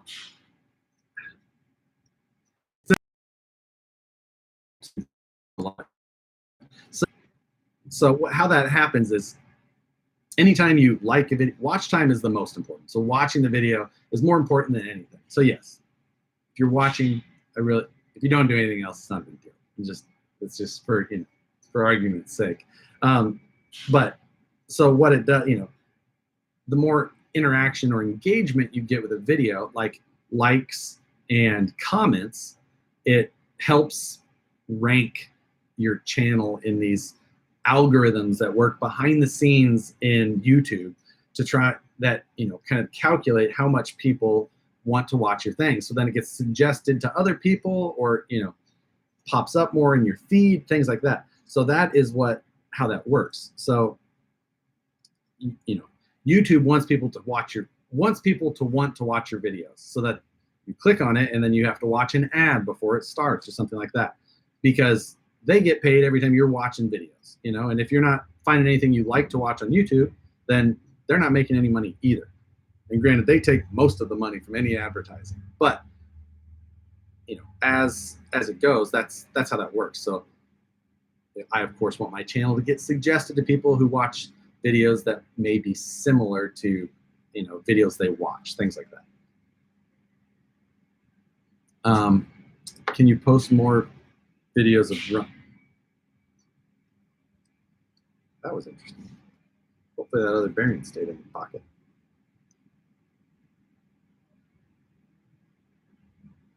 It did not. Ooh, but I got it. This is what happens when I'm not paying attention and doing something else.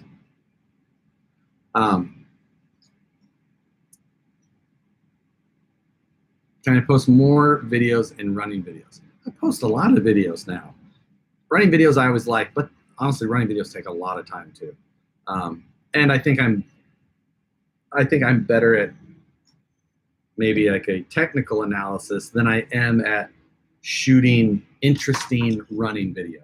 I don't think that running video is, you know, I still struggle with shooting running video that I'm happy with. And I think that's my biggest thing is that I always like watch my running video and I'm just like, it's okay. It's just I never feel like it's quite as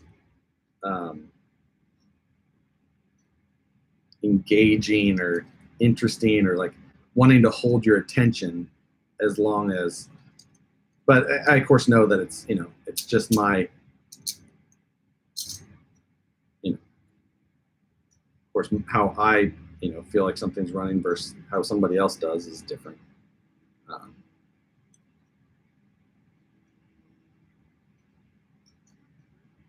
So that should be good.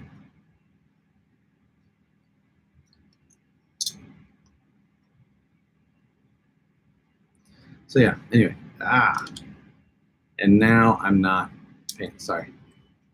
Side by side, the VS410 and the Blazer. I can do that.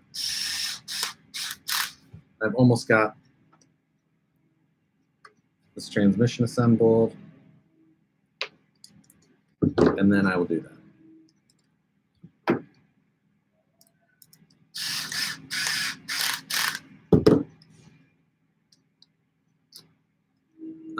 Let's see. Drinking Bailey's from a shoe right now.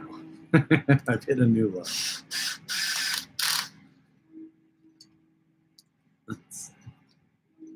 Hello. You should get a Summit and crush the TRX4. Not a big Summit fan. No ads here, YouTube Red. Thank you for that.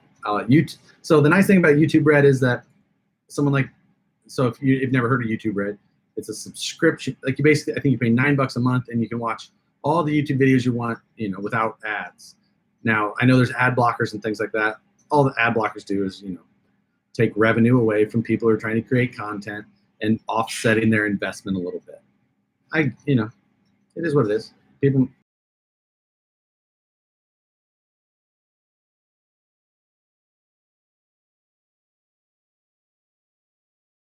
Where it's not names, but it says this many people from YouTube Red were watching your stuff, no ads, and then you get a better cut.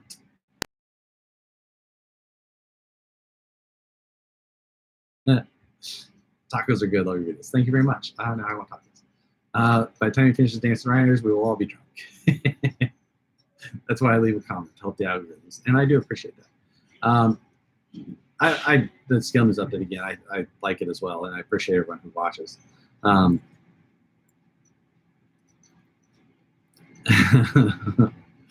I experienced an earthquake since moving to California? I haven't. Where not that I'm really looking for one. I get it, all that, but no, I haven't. So no, I haven't experienced one at all. What does VS4 stand? So VS410, Vanquish Scalar 4-wheel drive 10 scale. VS410. That's what it stands for. According to his analytics, 74% of his viewers are already drunk.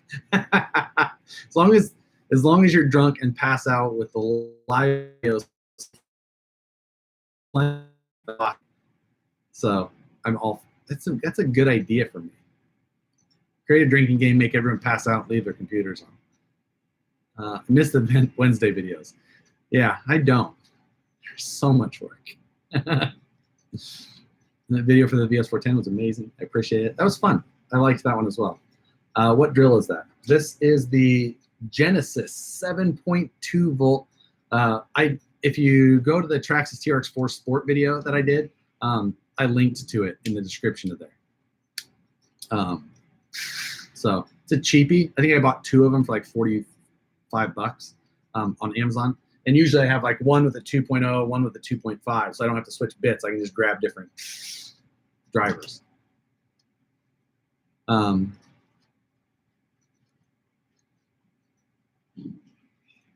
see. Is the Blazer interior matte or gloss back? It's kind of like a satin. It's not really matte, but it's not gloss. So it's like a nice toned down color. it looks pretty good. Does a drill driver have a chuck or a hex? It's a hex.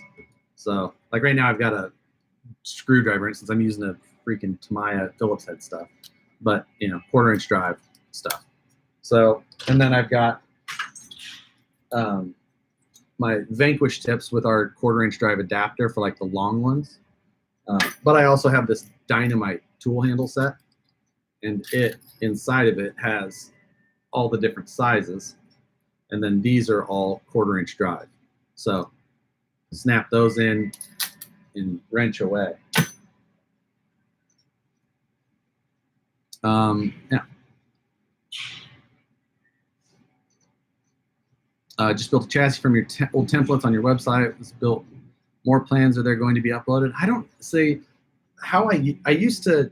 So I used to work as a civil engineer, and I did all of those plans on a CAD system that was not intended to be like a 3D design software, but there was some things about it that made it very handy to do that. And honestly, I just don't have that time anymore or that program. You know, now obviously SolidWorks is more than capable of doing templates, but in all actuality, it's a lot more work because the way that I did them was, it's hard to, I don't know how to say it this way. It was like, it's less exacting. It's more, I was more able to kind of free flow some stuff and things like that. However, at the same time, it didn't have the nice regenerative abilities that SolidWorks does if I wanted to change or modify things. So pluses and minuses to both, but more than that, it's a time thing. You know, now I work on this stuff all day, every day. And at night when I'm not actually working. I'm just here at the shop. So if I'm filming or things like that, I'm still at work. To do another cage build video on how to. So I'd like to do some more metal work. I would like to do some for the VS410 again. YouTube Red, you can also listen to your videos with your phone screen off. What? Like you're using while you're using your? I had no idea. Man, I need to get that for myself.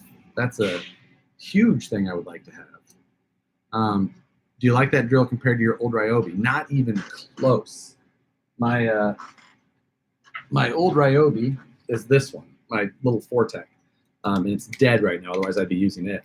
But it just, this Ryobi had a better sound. I felt like it had better bearings.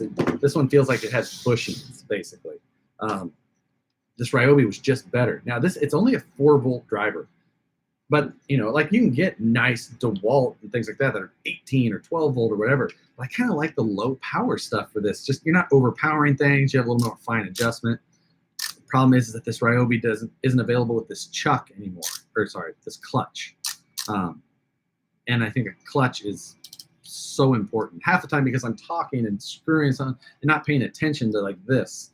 And I think if you don't have a clutch, you're going to screw stuff up. So people who pay attention rather than goofing around and doing something else when they should be paying attention to what they're building.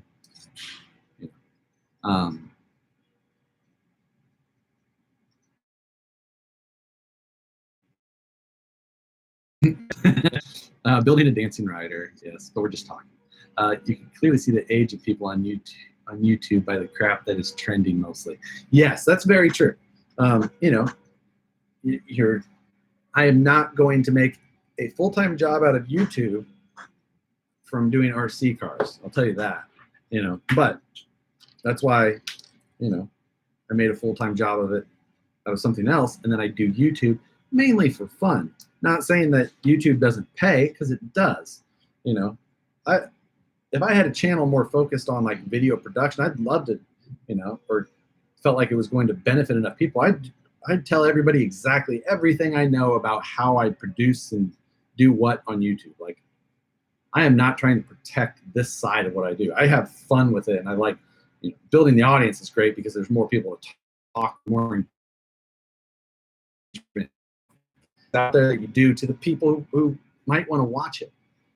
But this isn't what I'm trying to, you know, trying to build this just because I have fun. Do I like the Blazer tires, compound, and or design? I don't. The Falcons are not my favorite. That's like, if there's two things that I don't love about this Blazer. The tires are one. These are the same Falcons that were on the Honcho. They're just not great. They're one of my least favorite axial tires. But that's it. And the other thing is that this is a 12-inch wheelbase rather than 12.3, but it fits the body right. I always just like longest wheelbase possible, blah blah blah. But it's still a really good-looking truck. You should make stubby drivers. So I know what you mean. Like, I have shortened my own and made stubby versions. So, normal version, stubby version. Sometimes it's just nice to be up close to things. But I know what you mean. But one more product, one more thing to try and keep up on. Like 2 inches total length. Oh, you must mean just the tip drivers. I think I see what you mean. What do you think about Tekin motors? I love Tekin motors. I run all motors though. I shouldn't say all. I like Holmes motors, Castle motors, and Tekin motors. I like all three of them.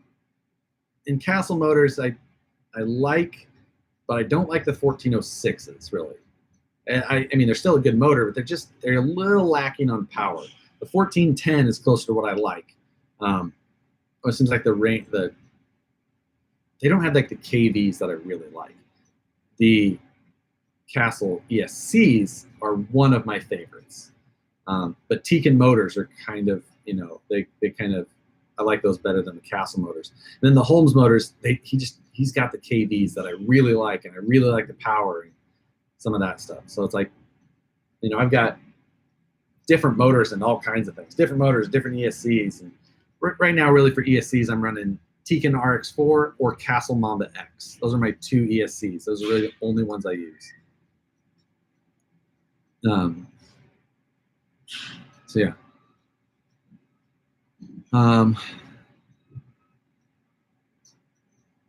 Sorry, I'm definitely missing them.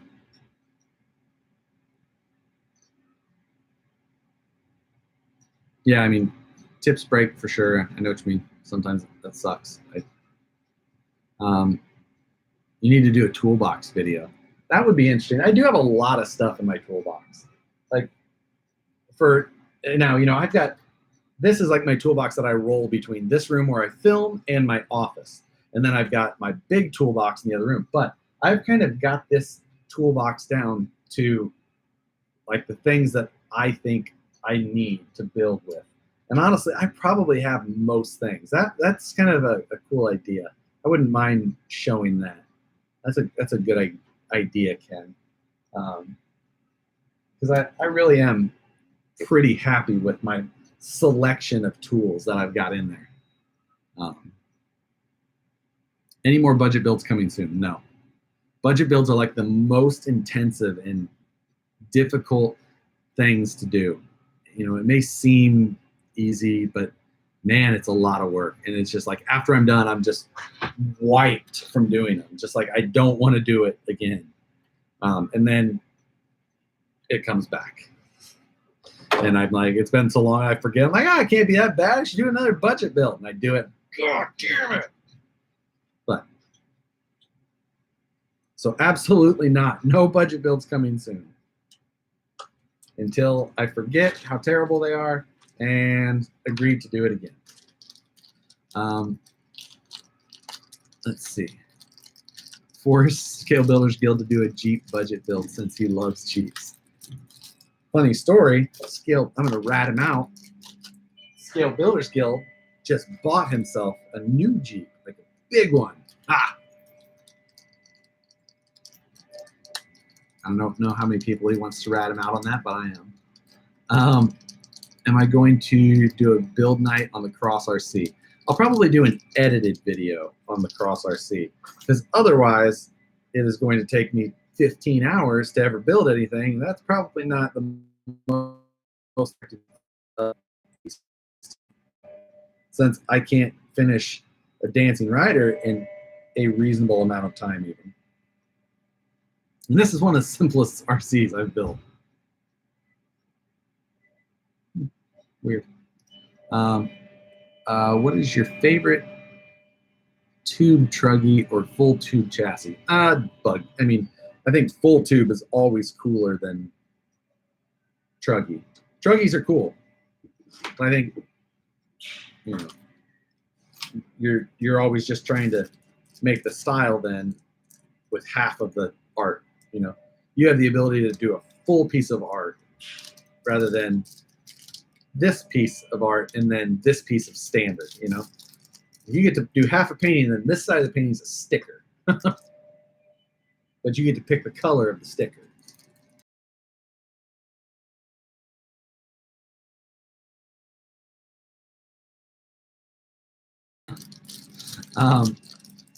Don't forget all the links to the tools. Oh my God, that sounds like I don't want to do a toolbox video anymore.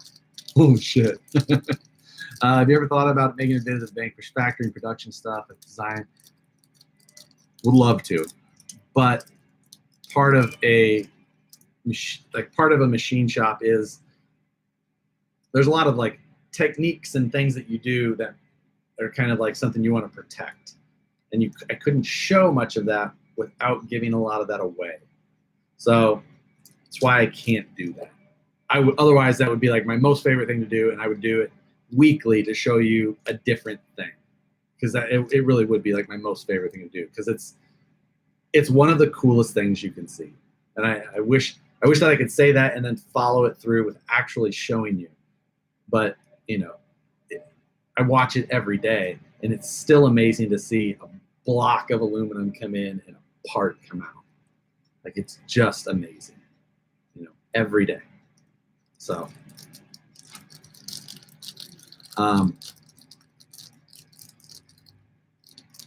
so yeah, let's see. Cross RC is blowing up in the area in Minnesota. Have you shared my thoughts on the brand? So just I shared a little bit about it just because there's a ton of it, you know, popping up and things like that. And I've seen them, but I've never owned them. So I recently decided tonight, I decided to buy one. So I'll have it before too long. Where the freak is my E-clip? What bag am I supposed to open? B. Or I just opened B, didn't I?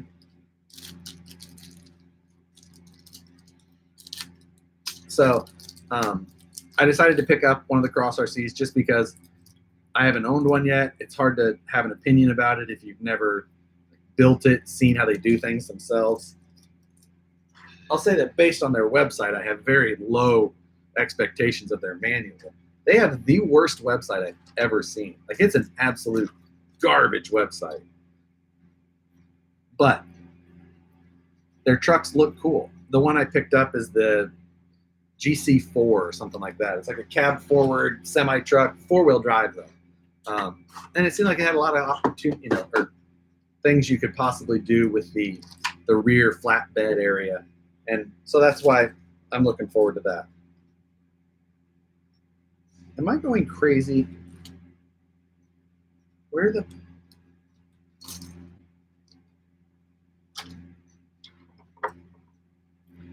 first bag I've opened, and I'm yet. There it is. All right. So, oh shit, sorry. Do I still have the Mattzilla chassis that you built on the 8-hour live stream? Ooh, I don't even remember which one that was. I don't think so though. Got one here still. That's about it. Drinking night for us. Ah, damn. I'm sorry. I'm missing a ton of them. How much was that? Wait, what is she asking? Yes, that is.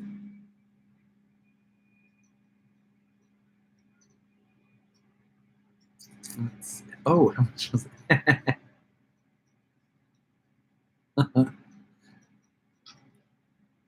Yeah. So yeah. Ever used neoprene self-adhesive rubber inside the body to reduce body noise, motor ESC noise? I never have. I know what you mean, but I don't normally like. the like I'm not usually that concerned with that noise, but it's not a bad idea, especially on the Ripper that's all metal. You could probably cut down on some of that vibration, almost like some Dynamat to stop the aluminum panels all from going. I got caught. Yeah, cut the video. Stop talking. Yeah, whoops. Go ahead. I like to do a Jeep FC. I like the FCs. I wish that, this is gonna be my first like real hard body, plastic hard body one that I've decided to really jump into. Control machine. It really is. I mean, like I said, around them all day, it's still incredible to watch.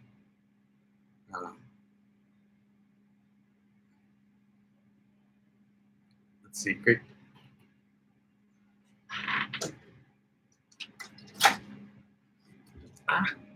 Great channel. Love the scale. Shit. Lost the E-clip. Spent all the time looking for it. I heard it hit the table. I don't think it fell off. That was a bad move. Oh, there it is. Ah.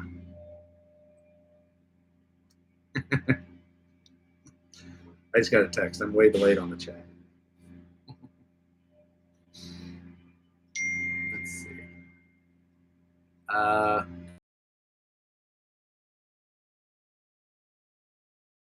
Version 2.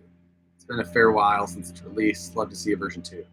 I doubt now with the investment of buying Axial and all that we will see a version 2 Vatera.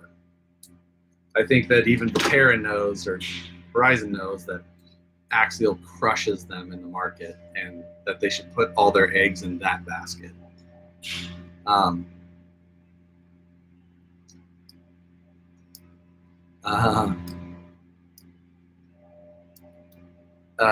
Let's see. Nice, you got that one. You did mention that. So the one that I mentioned on the Scale News update, that's called the Mammoth BC8. That is not the one that I decided to get. That Mammoth BC8 is $1,400. So at first I saw one that was $1,199, which is still crazy expensive, for something. I say it's crazy expensive. It's obviously, it's not even that much more expensive than this. So, if that's what you're into, I get it, because that thing is crazy. But I don't know if I would ever drive that style vehicle. This one, much less expensive, almost free for my wife watching. But it's still a four-wheel drive rig. So it's something that fits more in line with what I'm used to driving, what I might drive, even though that this is a hard body rig with, poor turning and big axles. I don't know. We'll see. So I'm putting my toe into the cross RC market because if you got in trouble for buying toys, we'd have been divorced a long time ago. Have fun, love you. She hates when I read her messages out loud. Hates it.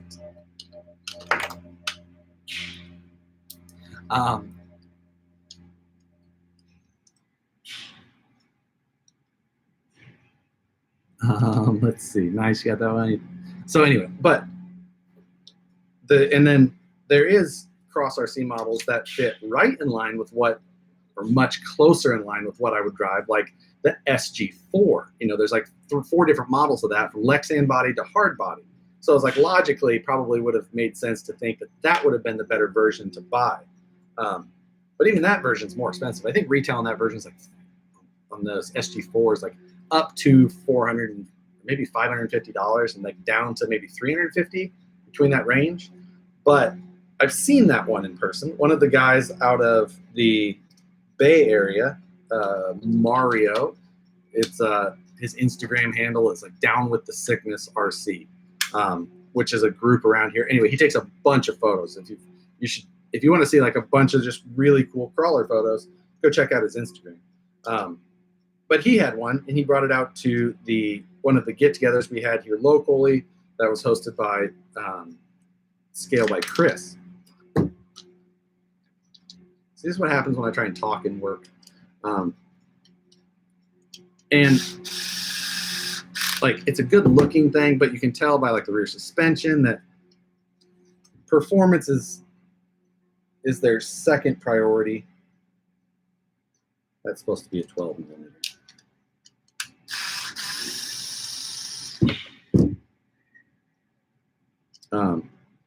You know, performance is kind of like their second priority, and looks is their first. And I figure if I'm gonna buy something like that, maybe it should just look way cooler than it, you know.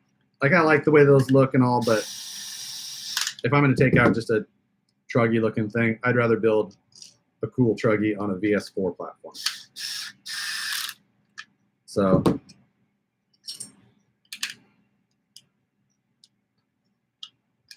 that was kind of my thought. So this thing's going to be a step away from what I'm used to. Looking forward to it.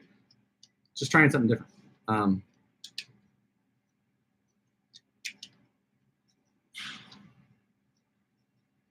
What is going on here?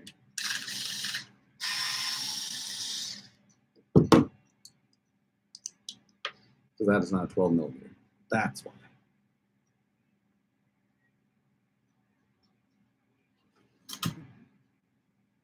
No, that's a 12 millimeter.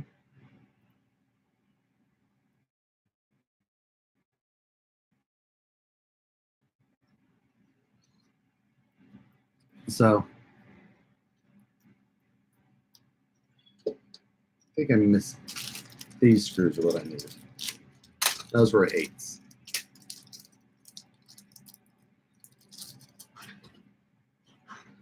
Let's see, where am I at here?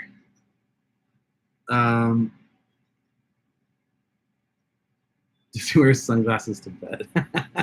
I always have to have my sunglasses, so they end up on my hat. I'm not wearing them. You know. How much is a finished strip? That's what I'm saying. By all means. I'm just saying, like, if I was all in to that market, I can see how it's not out of hand. As much as I hate to say that with some other people are watching, but it's just where the full version. So that was the other thing. Is like that Mammoth is, if you want the fully CNC version, it's $1,500. The one I was looking at had a lot of 3D printed parts, like suspension arms and shit like that. And I was just like, man, if I'm paying that price, it's just like, you gotta just buy the whole thing. I do not want to buy something like that with 3D printed arms, even if they're carbon infused. It's like, nah, it's still 3D printed. Like, 3D printed, it's still 3D printed. I get that it's strong 3D printed. It's almost as good as this, but it's still just almost as good as something that's, you know, done right.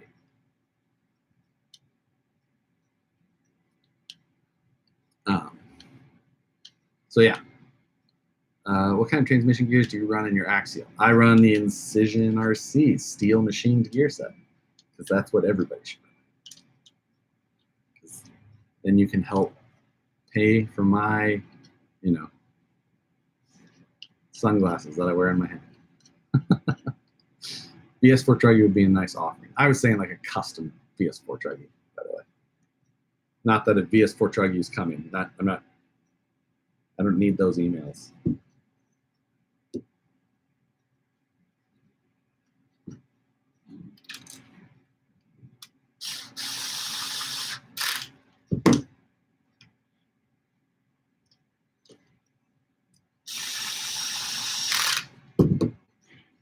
I am glad that I don't have to give myself carpal tunnel tonight by building another one of these.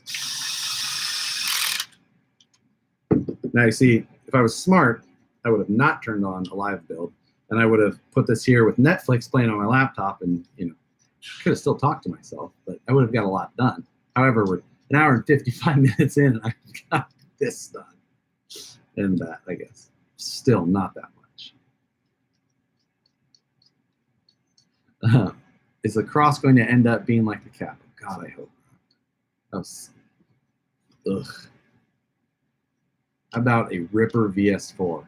That would be fun. I would, you know, I wish the Ripper fit on that. Rippers are like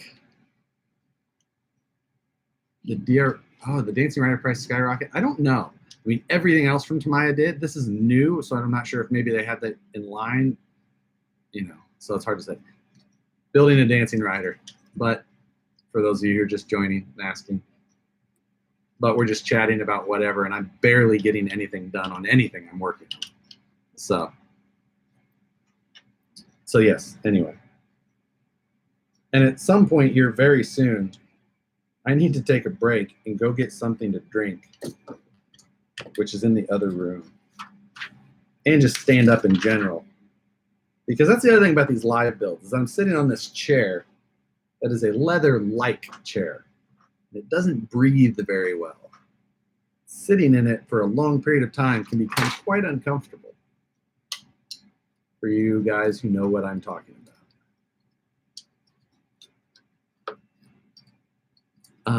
What is my most expensive RC rig? Ooh. Now, it's hard to say because, like, it's hard.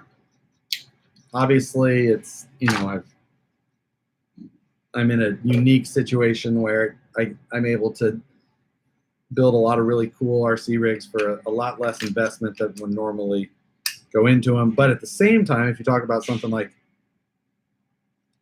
a Ripper, which probably took, you know, we built 3 Rippers to start. One for myself, one for Ripper Machinist on Instagram, who's the programmer and did all the programming on it. I designed like the chassis and how the body was going to fit, and Jim Ripper Machinist designed, you know, he actually designed the body and all that, and whatnot. So, you know, if you really like want to count up what that thing cost to design and manufacture, I probably could have bought another Honda Accord.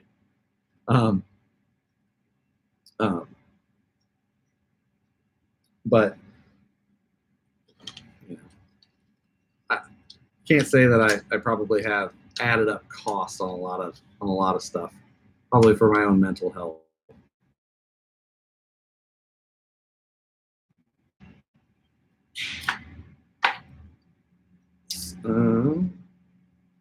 These are what I need. Let's see. Is an Axial Vanguard 3150 kV brushless motor good on an SCX-10 II? No, it's probably not. The Axial Vanguard is a rebranded Castle motor, and that's a sensorless motor, and it's a 550. So you're going to run into clearance issues, and being sensorless, and that style on this toolbox video now, it's a fantastic idea. But for that, I'm gonna have to do some cheating and like do some cleanup, because I've got some I mean, it's a disaster right now. Maybe I'll do that on Sunday. I'll be in here on Sunday because we got some parts going that need to make sure that the production stays high on those. So I'm going to be in here helping out and changing some parts on the machine. Maybe that would be a good video to shoot that day. Having an internal debate with myself now. Buy the new Vanquish rig or keep upgrading my SCX-10. How will it perform over an upgrade SCX-10? So, a few things about it. You know, obviously, I love my SCX-10. It's always been great. However, there's some things inherently that an SCX-10 is never going to be able to overcome because of the design of the chassis. The chassis is going to be kind of a big limiting factor there. The SCX-10 has got clearance issues in the front. You can only do so much. The VS10 has a huge amount of clearance up front. You know, so the axle can stay. The truck is low, you know, compared to like a stock SCX-10. It travels freely, you know, completely up. It's got, you know, offset front pumpkin, which is the main style thing, but a cool style thing. It's got a fully built transmission, so you know, that's very comparable to an SCX-10. It's got built shocks. It's got space for a winch mount. it's just things like that. It's built. It's like building up a full one with a discount and some. And it's a scout-ish style, which happens to be something I really like. But everyone likes different things. A ton of people are going to change the bodies. You're playing fast and loose with term building. You are very correct. Horizon has an Ancient Rider for 117, so it sounds like it's pretty stable. You think Maya will come out with something new? Just stick with the previous lineup. Man, I don't know. Maya's like an enigma over there. I don't know what they do, what they're thinking. Honestly, they built something like this, so those people are out of their minds.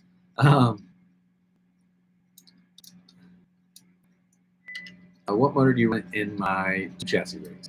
So right now for tube chassis race, I've got two.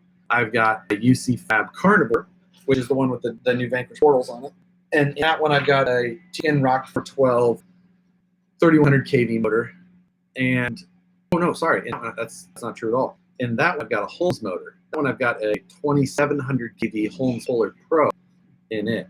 I had the TN Rock 412 3100 in my River. And then in my UC Fab BDI, I have a Rock 412 8D, or do I have a Rock Pro 4H? I think I have a Pro 4 HD 3000 kV motor. So, and I showed that BDI in a long time, but it's behind me as well. $65 from that Vanguard. So, man, throw that up for some. Brushed or brush motors. Man, both have a great place. I have a ton of fun wheeling that Poncho with a brush motor in it. Tons of fun as well. Everything got their place.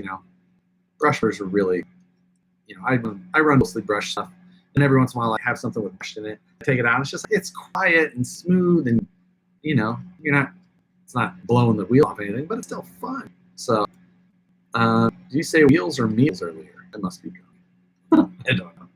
What's your opinion on using a GOM trans? No, nothing GOM ever. No, God, no. Michael Scott style. So, all right, what's your actual question? What's your opinion on using a GOM transmission and DC under the S410? Yes. Okay, I'm gonna take this off. Then I gotta run over and grab a drink, and I'll be right back. It'll take me like 30 seconds to run over there, so don't bail on me. But I'll show you underneath this thing. So there's the body, interior. So that's the back side of the light bucket that are included. These light buckets are built for a 10mm LED, which is a big ass LED and pretty bright. So right out of the box, you can slam LEDs thing. It's got like really respectable lights. But the cool thing is that radiator, the fans and everything. Like this radiator is pretty legit.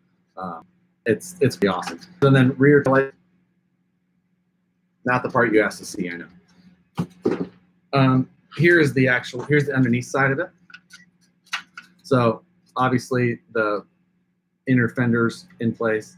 It's got some clearances in the front here that's actually for like the headlights to clear. And then beyond that, it's just for, so.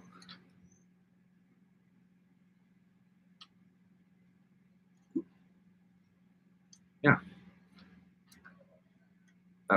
Let's see. I'm sure. What is a good 1.9 tire?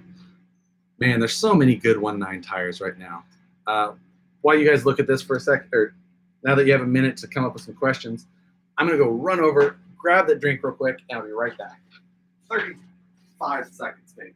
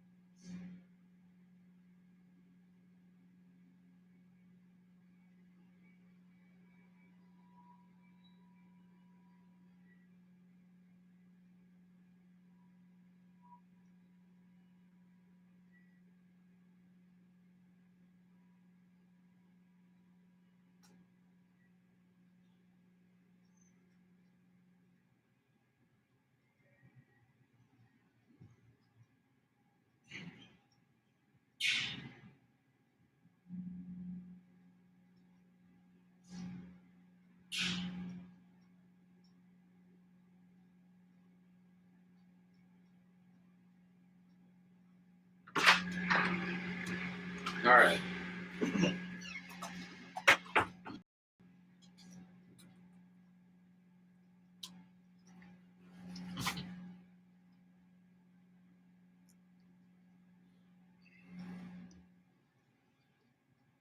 Okay. There we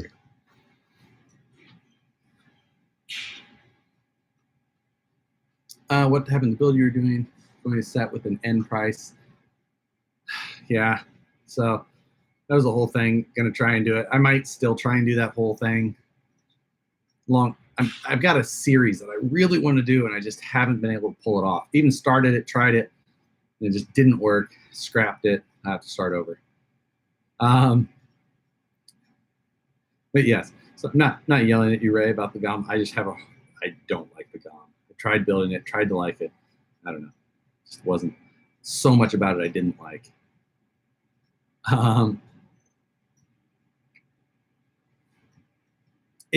So agreed. The GOM had potential. It did. Dig and 2-speed in the transmission, 1 servo, a whole deal. Like it did. There's just, the shifter setup was poor. The chassis design was poor. It was a nightmare to work on. So much about it that, yes.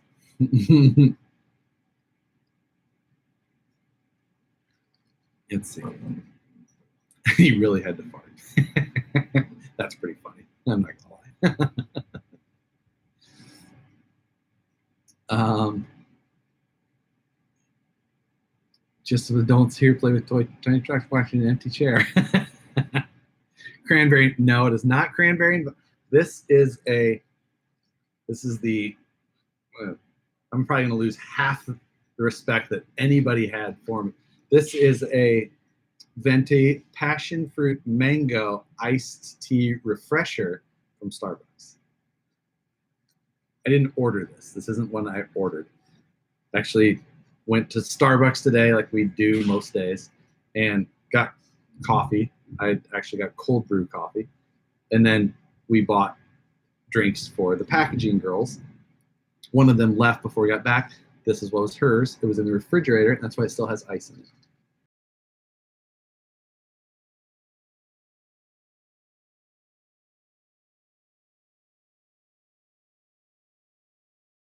I used to drink and do live videos, but that was at home, and I could go to bed afterwards.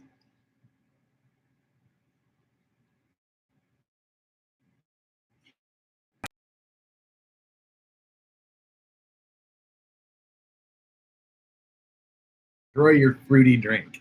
It is very fruity. I'll give you that. You are very, very correct. But I was starting to lose my voice. I needed something to drink.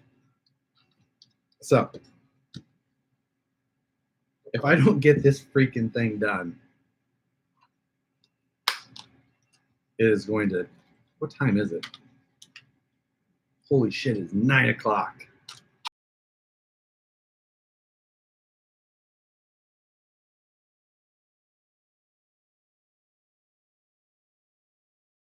Turbo hungry vehicle. So I picked up.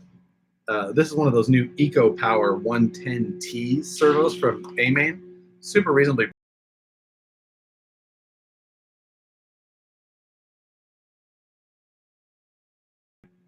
Seemed like a fantastic time to try it. And it's waterproof in case I decide to go submarining with my Dancing Rider.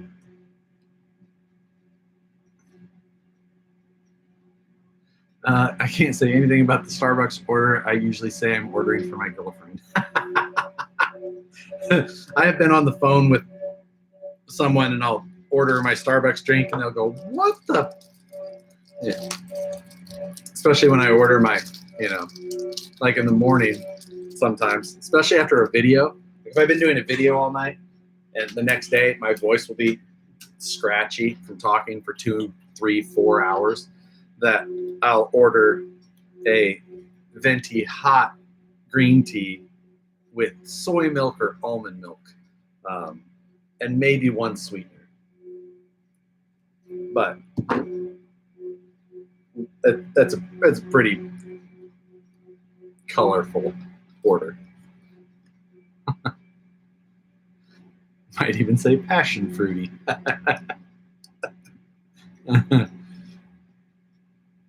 What quarter-inch driver am I using?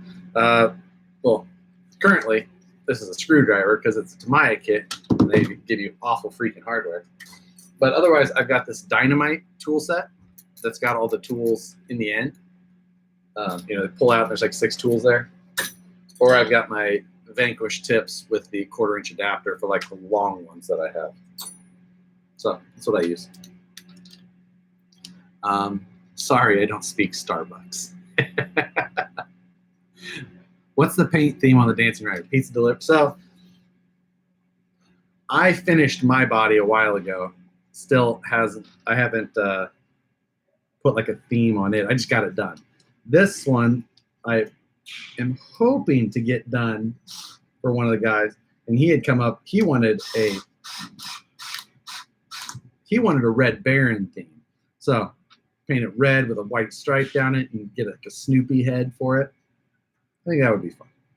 So hoping to get that done.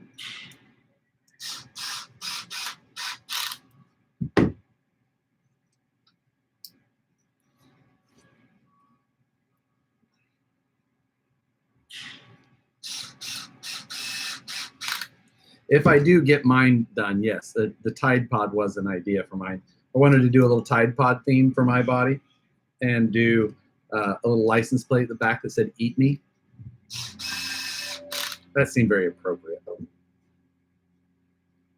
So one of our guys here, Bob Tarvin, he did the pizza delivery vehicle from Toy Story, the Pizza Planet truck. And he got a little rocket for the top and everything.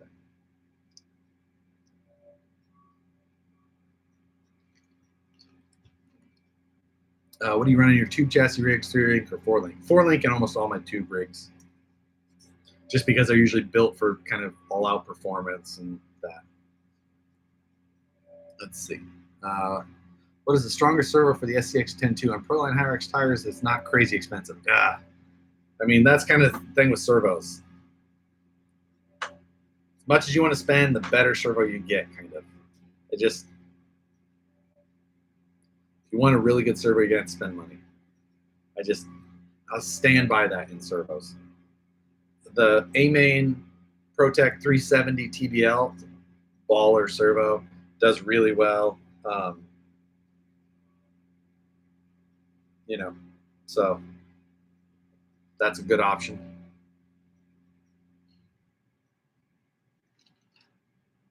Let's see.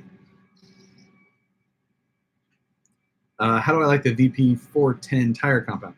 The tire, honestly, it's like I'll come off super biased, but I really like the tire compound. So I really like it. Hopefully everyone else does too.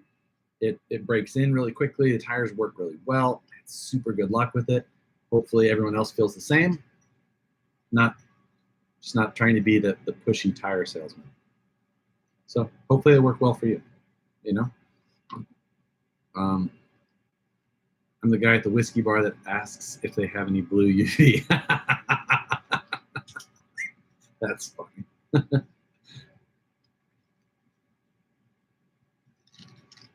Have I tried Dutch Bros? So I do like Dutch Brothers. The girls and they like when I have them go there, I usually have them get me like a smoothie from there. I don't love. Their coffee has got so much. It's just like so much stuff in it. I don't know. I haven't found like a coffee drink that I really like. I'm not a coffee snob. I just don't. Obviously, I go to Starbucks, but which isn't like a coffee snob place. I don't feel.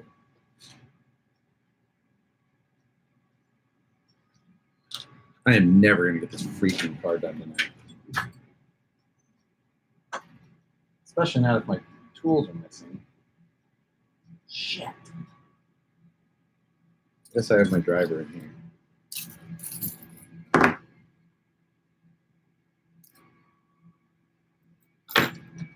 So having a new part in my hand. Progress? Yes, I'm getting the servo put in finally.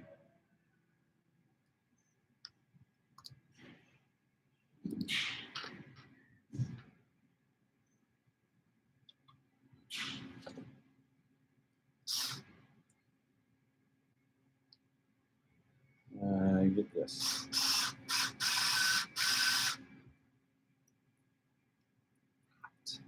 Let's see. Can you buy those RTR or are they all kit? Do you know what you mean? Or do you mean, if you mean the Dancing Rider, they are all kit. You cannot buy them RTR. No, I don't know. How many are? I don't know how many Tamiya stuff. How much Tamiya stuff comes RTR? I'm not like a big Tamiya person, so my knowledge on that side of things is a little limited.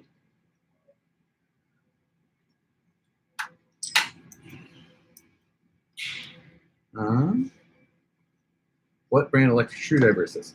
It is a Genesis brand, 7.2 volt. Got it from Amazon for like 25 bucks. $29 now, I think. I think I got 2 for 45, maybe 2 for 50. And I just use them and like swap them out here and there. Like put a 2mm driver in one and a 2.5 in the other, so I don't have to change the tips.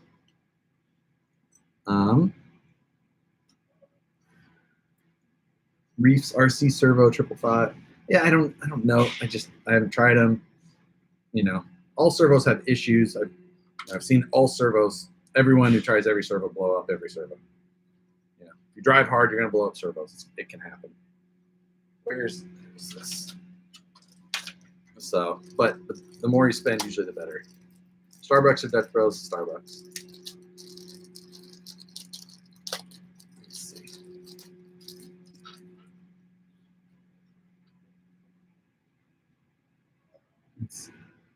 I'm more of a bath salt kind of guy. Jesus Christ.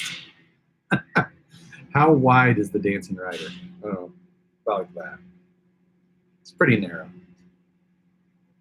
Where's the 25 to? Tamiya. Futaba.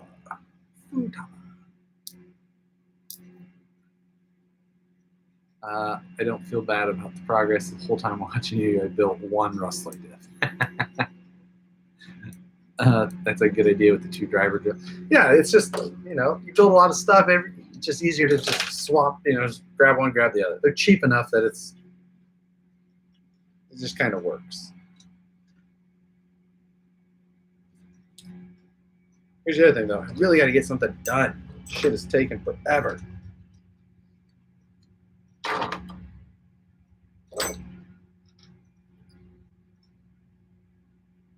You need to put the little O-rings on. Oh, then I'm supposed to bolt on the steering arm.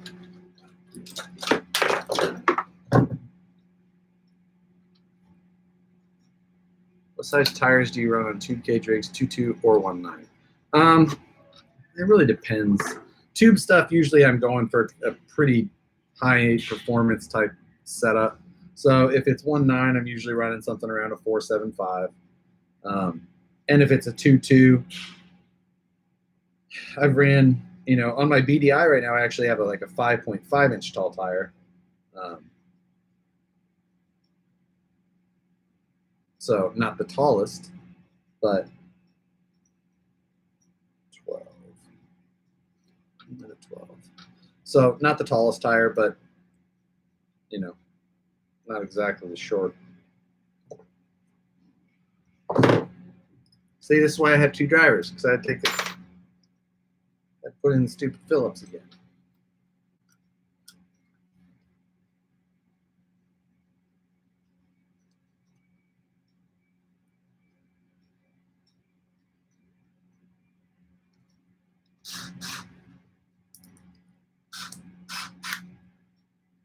Let's see. This is much better than my wife's murder porn. My wife watches a lot of murder porn as well. I think she's taking notes. 30 minutes and just installing the servo setup.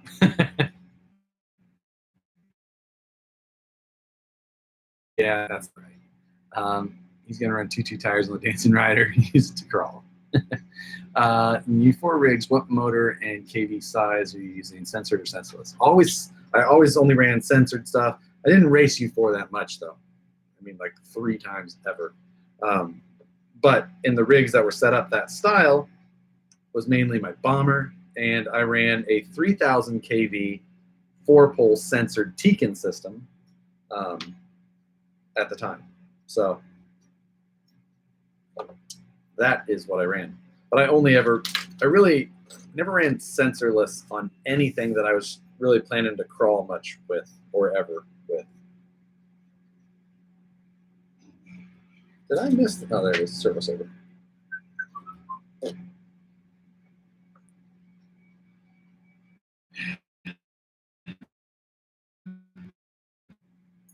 Servo Saver ring thing. Oh. Sorry, this part is going to take a slight bit of concentration from me. Please hold.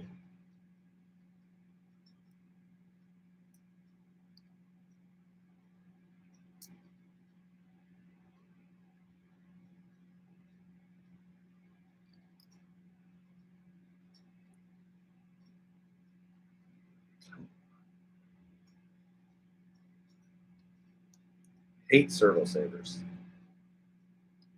Just jam a VP horn on it and call it good.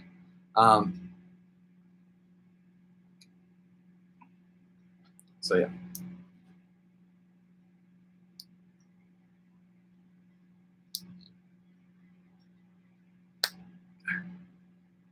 All right. Progress.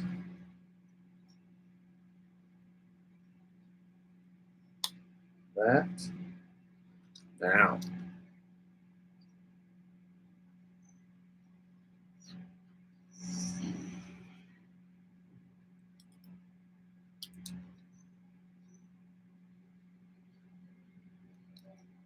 Okay, so that. Come on.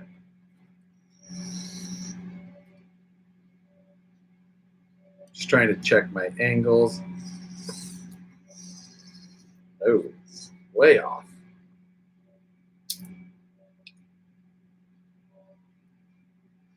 So flat that way. Damn, this thing's got a lot more rotation than I thought. I need to go past this way. So just down. Pretty close. Okay. Sorry, not paying attention. What is your favorite 2.2 tire, Pitbull or Proline? It's a tough one. I don't know. I've been running Hyrax lately. I like that one. I also like the Axial BFG crawler.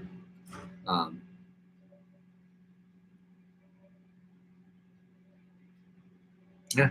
Thanks for watching, guys. Those of you who have to bail, I know it's getting late in most parts of the country.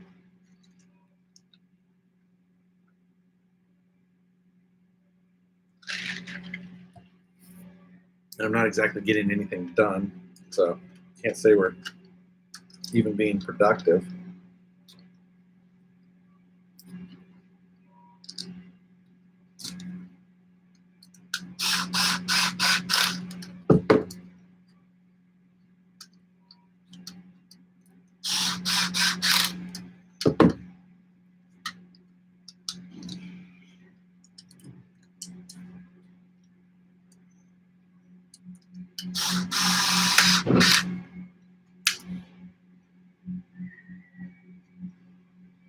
That didn't sound good.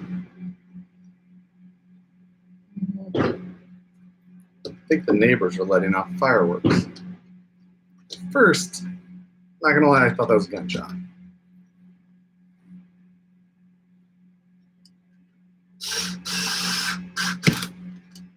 Our neighbors are carnies, like county fair workers. They travel, and then when they're done traveling, they like have a little base right here. They come and they like set up. They're having off week or whatever, so they have like carnival rides set up in the back all the time.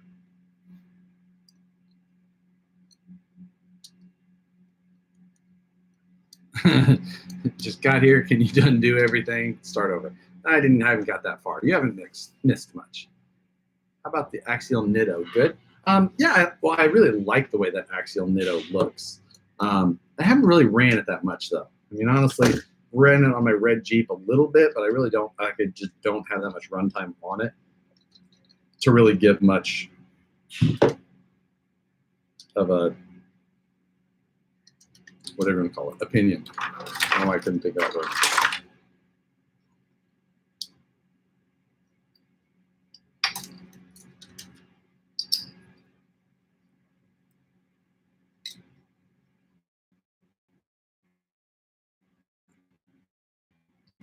Let's see. Carnies, big hands, smell like. I think it was small hands.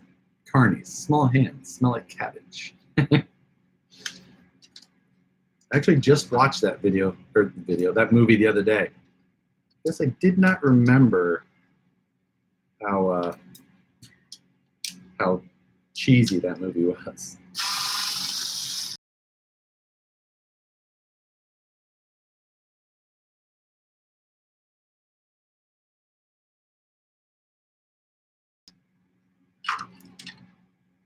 Let's see.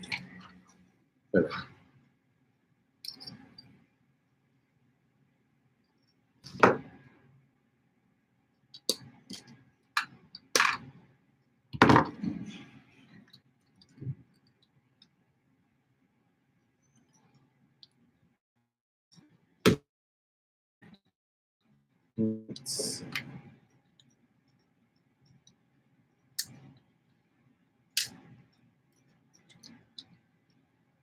Right. Yeah.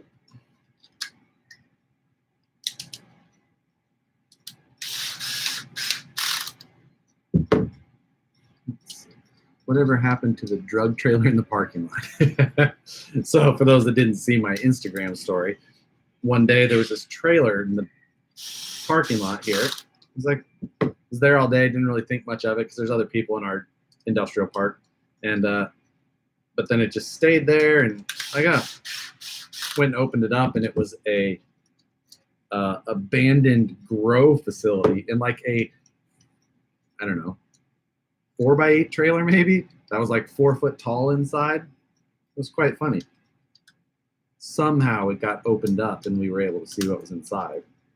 But yeah, I had it towed. Had I called the sheriff on it to see if it was stolen because it looked super stolen. You know, it had spray painting on it, stuff like that. I was like, this looks pretty sketchy. So called the sheriff on it. Nobody had reported the VIN stolen. So, but that also meant that then they didn't have any intention of coming and towing it. So we had to have it towed. My guess is that it was somebody's grow facility and then it got stolen, and it's hard to call in your stolen grow facility, even though it's legal in California, but I don't know what kind of permits and things like that it really requires. But I'm guessing that it got stolen and they just wrote it off.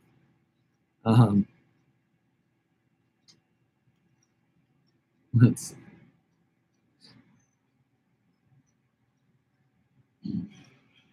How many of these have I built now? Ooh. 4 or 5? I don't know. Do I run a winch? I don't run. I don't like winches. I just don't like winching. I've only ever ran them when I needed them for a competition, and beyond that, I just don't like winches. I don't find it fun. It's just not what I enjoy. So, no, I don't run winches on really anything. All right, now transmission onto the truck. So they tell you to use this little Allen wrench and got to get the flat oriented that way. And then got to that. And lastly, what size screw? 10 millimeter.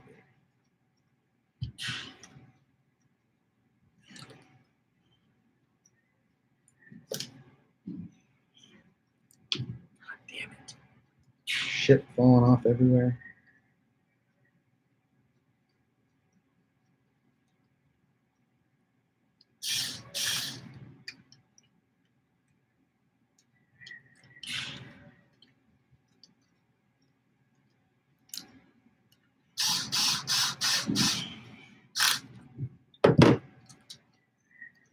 All right, there we go.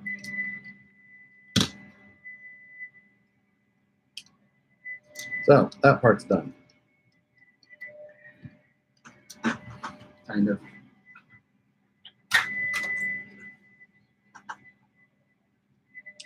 Set that there.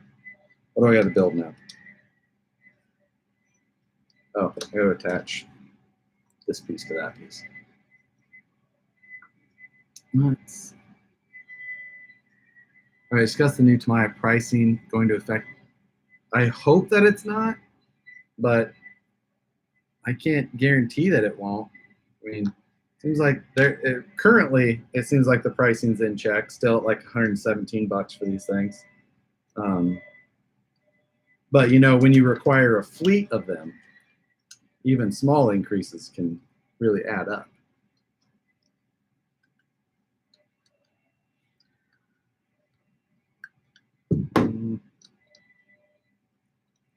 Where is?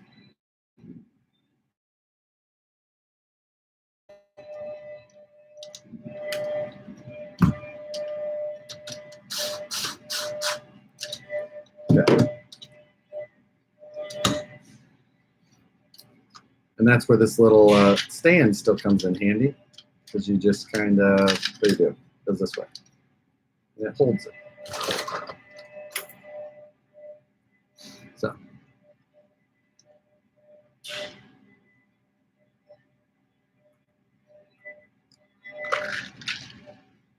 Let's see. Hello all, thanks for joining. Anyone who's still joining this time. They're going to get more expensive if you don't clean out their stock for. Yes. Yes, you should always use the argument that they're going to get more expensive if you don't buy it now. Ahead.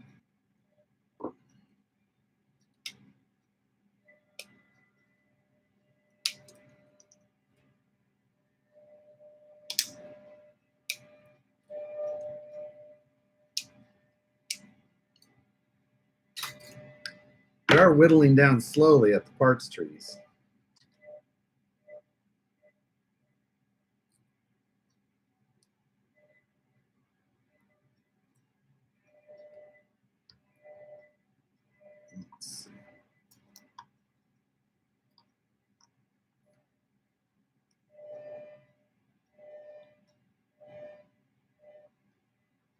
Sorry, I'm just moving some remaining screws around. So I got to open the new parts bag. Bag C.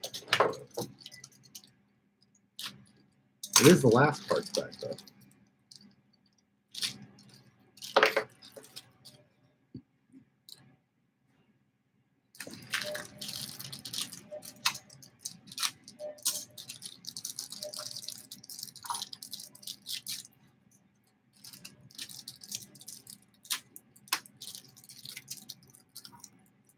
See how far I get. The other option is that I go home and then come back and do it in the morning.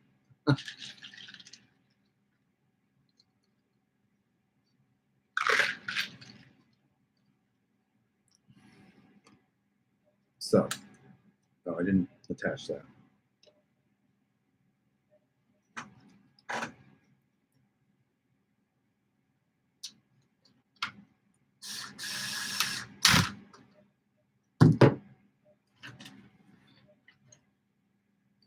All right, so where are the springs for my shocks?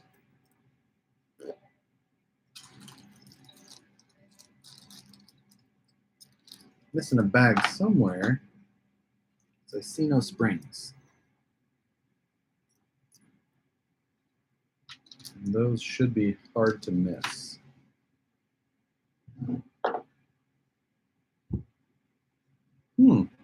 There. I got it. Works. I should have said when that connection was unstable. That's when I should have said it. So let's see. Have it the right way. Double check. Yes.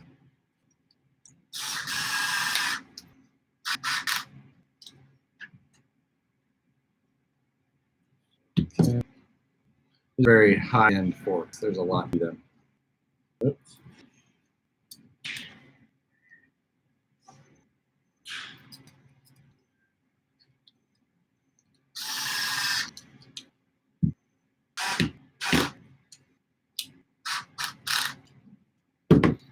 Okay.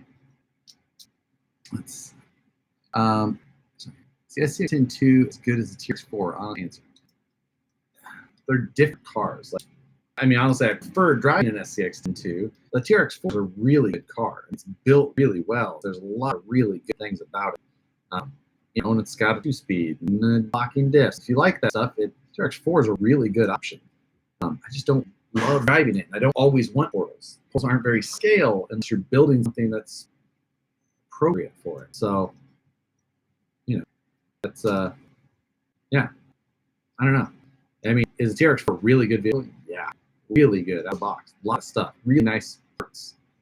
It's just not the scale platform I really want all the time. Do you know ASL? The only ASL I know is from like AOL chats when I was here. Because it was slowly going in a little as I was using it.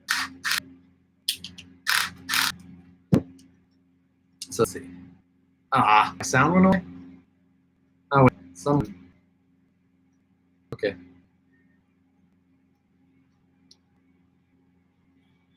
Am I still audio? Anybody? Yes, no? Okay, great. It's back for some people. Hopefully back for everybody. So I don't know what I was talking about at that point.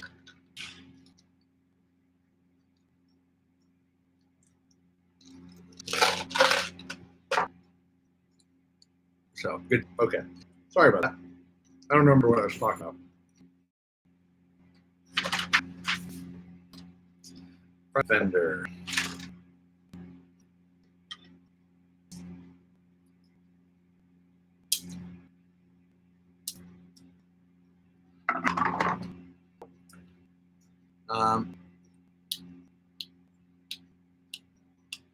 All secrets are lost. Yeah. Who knows what I was saying? Oh, can you tell us about the new EP products now soon? No. Not how that works. Unless it's time to release a product, I'm not going to tell you about it.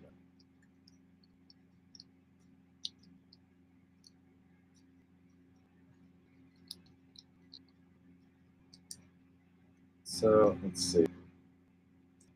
Snake.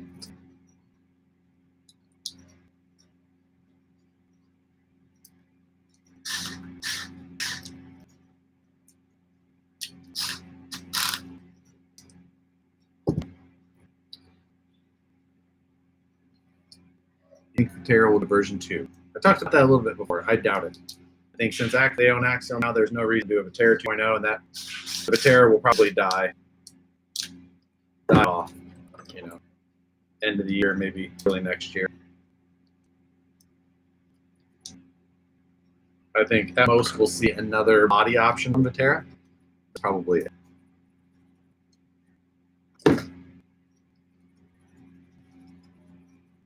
Okay. Time to add the steering.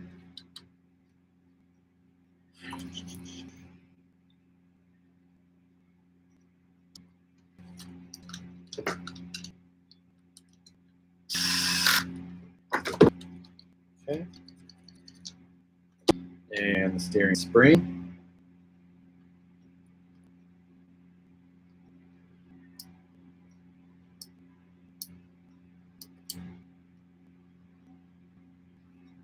Let's see.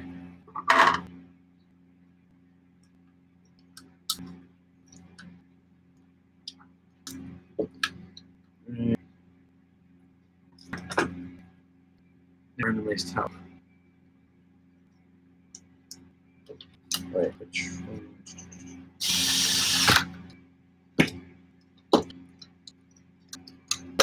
tires.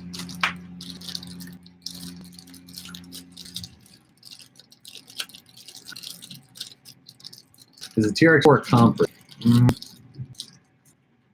Anything be a comp rig. Is it a comp winner? Depends on what kind of TRX4s are going to have certain advantages over a standard non-port rig in certain conditions. But you know, in other styles, it's just like, you know, I don't know. It really depends. I don't think that you'll see a TRX4 win any major comps anytime soon. TRX4 based rigs, though, that are converted over to something more comp based with a simple transmission and things like that, lower center of gravity and more attention paid to the suspension, maybe than it could. So, if a tiny dancer, I'm gonna bash it. How does it go? We jumped them. Doesn't go well. Or if you can jump it, some do a sticker giveaway. I forget shit stickers too much as it is. Does it jump like a lump of putty? Pretty good. It's a pretty good analogy. I like what you've done there. But just don't fall into the TRX4 group habit of adding a bunch of to be good for scalar. The Dance Rider or the TRX4? TRX4, sure, it can be a good first scalar. Just don't fall into the TRX4 group habit of adding a bunch of things. But no, still a good. I just think that if I could only have one scalar, it wouldn't. If I could only have one scalar that wasn't a VP rig, it would not be a TRX4. Personally, it just wouldn't be. But it's not to say it's not a really good rig.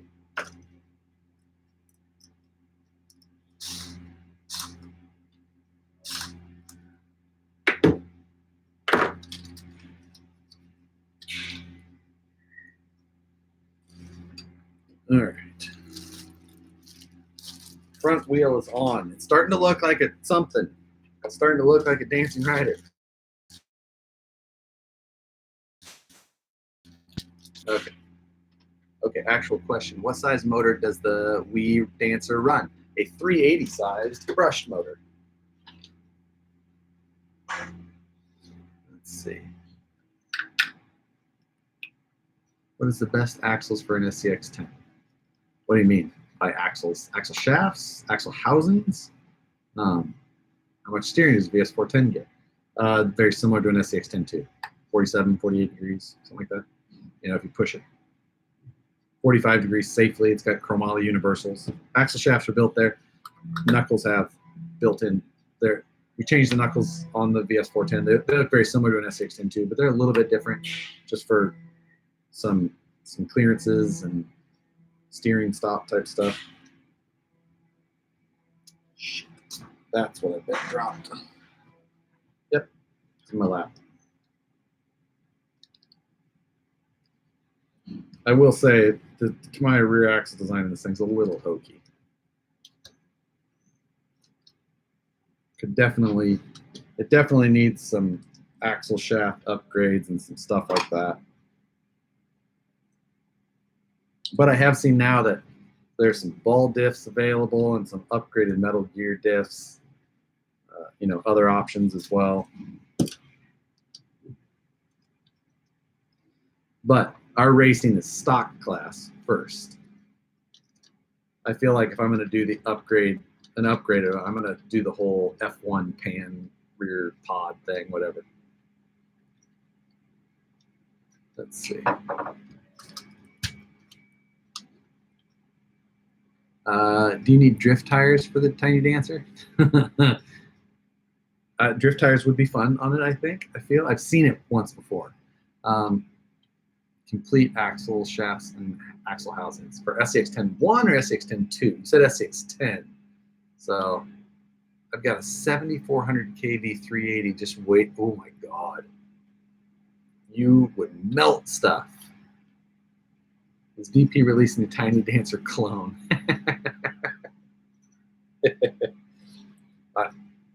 I would definitely be on board for a complete. I've thought about making a full ground up Tiny Dancer.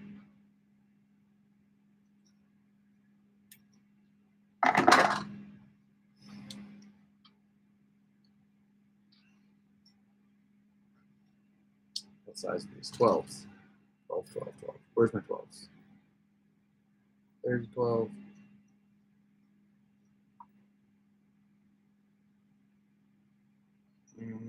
Where's the other 12?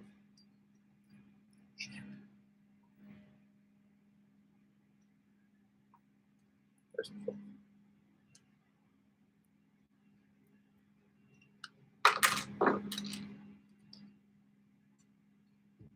Kind of pain in the butt to get these. How much would a fully milled Tiny Dancer cost? Ooh. The question nobody ever asked or wanted to know.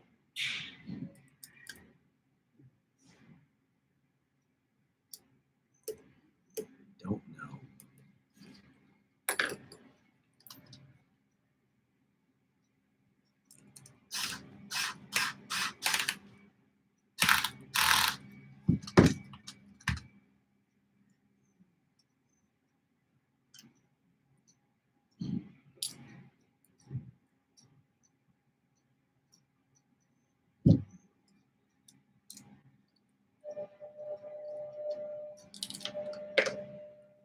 Son of a bitch.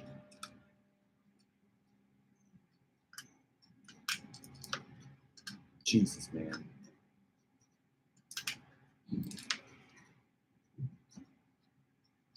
This screw is such a pain in the ass to get to.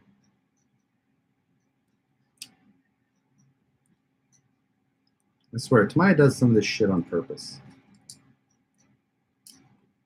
Who the hell came up with A, this part, and B, this location? There we go.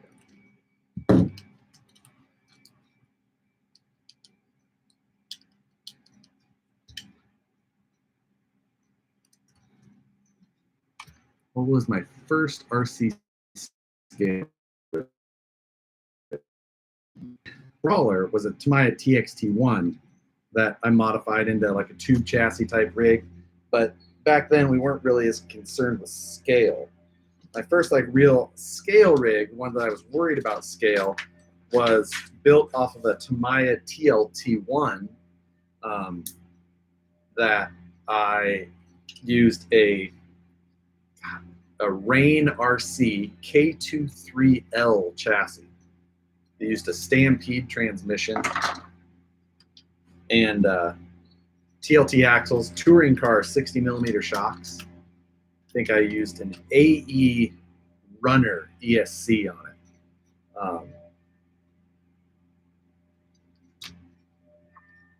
Yeah.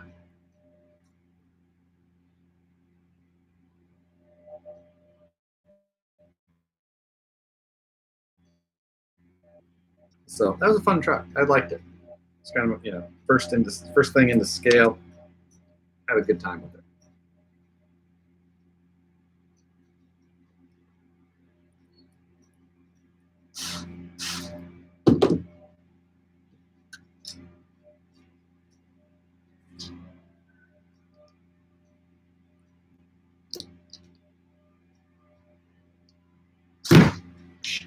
That was good.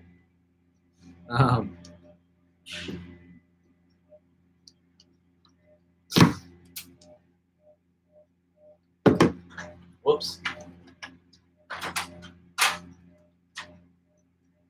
Oh, there. I got it. This little piece is kind of a pain in the butt.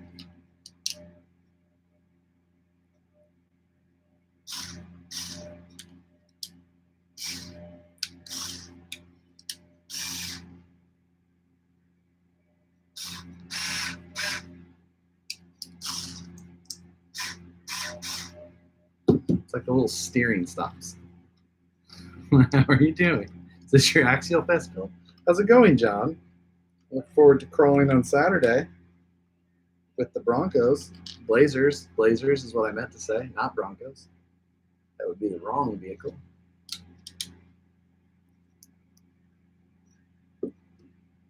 Did you just use a shot spot as an exclamation? I don't even know what that means.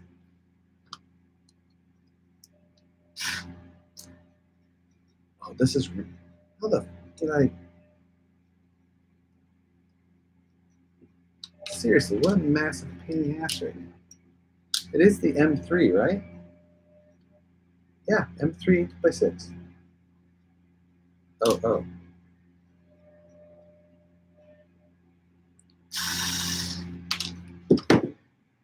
Now I remember. I am indeed. It's the machine screws. It's because I am not paying attention.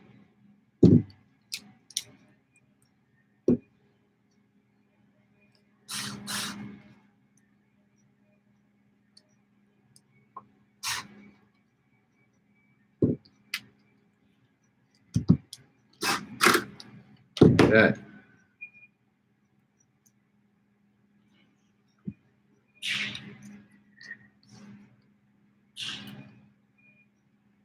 Good old days of cutting down tires and rework. Yes. Build the handicap. Oh, nice. Good for you. Be happy to see it.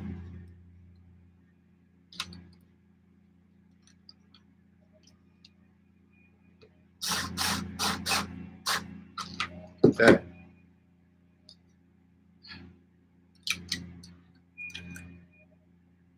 Getting closer to something. So I do have stuff to do out there before I leave still. I have the driver mounts left. I should keep that.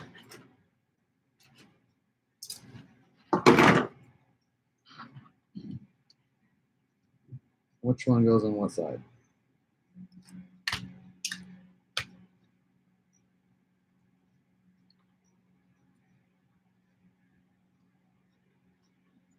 I'm really ready to nip this in the butt and be done.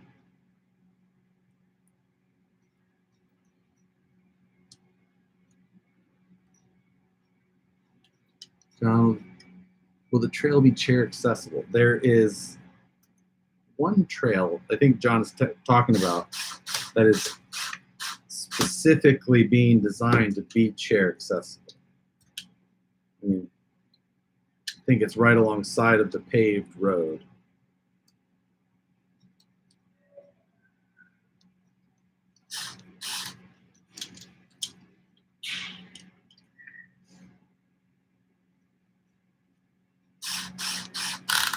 All right, that is on. That is on. What else do I have?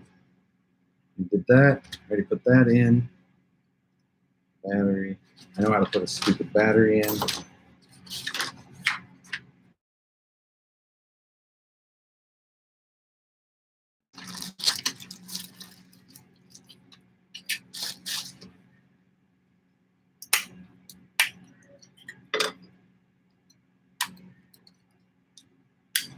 I should come up and help move rock. That I will not be doing.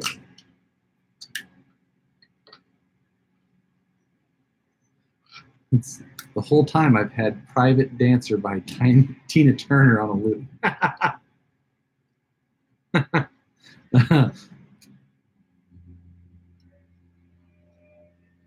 Can't find any used Tiny Dancers? Exactly. That's exactly it. Nobody would sell one of these. After you've driven it, you will understand.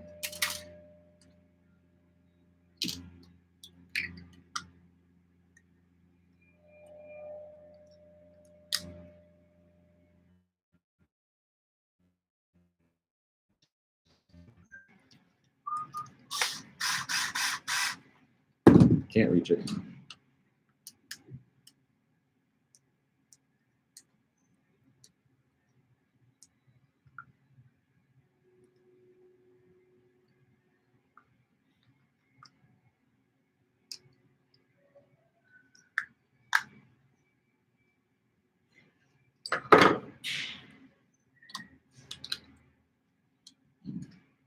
And what size is this one? 12. Another 12. Which, not gonna lie, may have used somewhere else. Nope.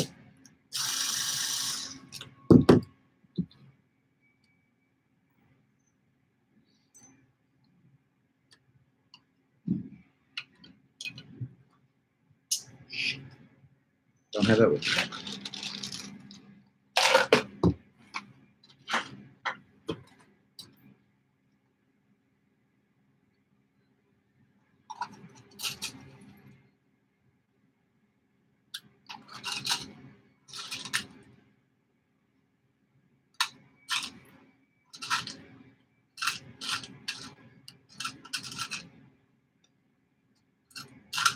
Let's see. Since I obviously used the wrong screw somewhere else,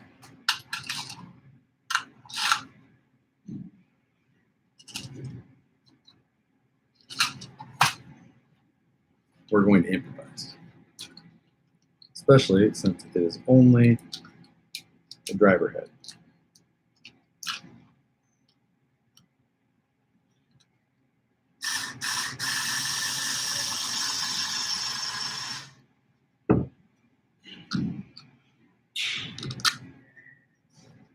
Well, that's just ridiculous. And I'm not exactly sure how that happened.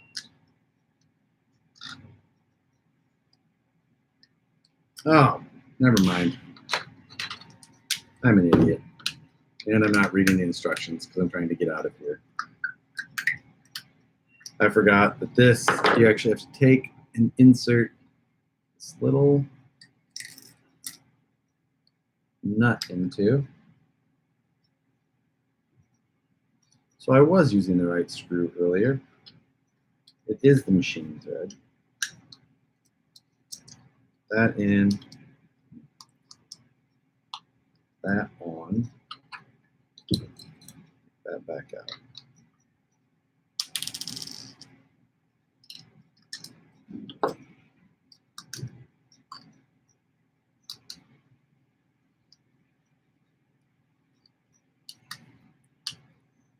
There we go. Now I got it.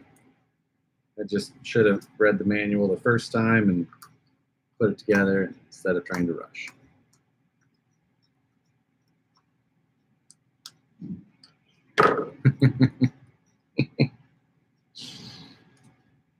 All right, so that's on. That's on. Now,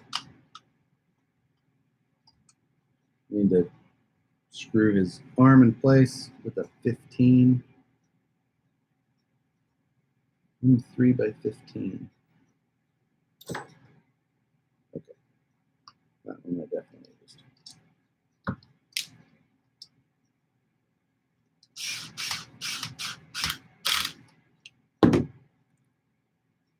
Bam. Now, other than the body part, that thing is done.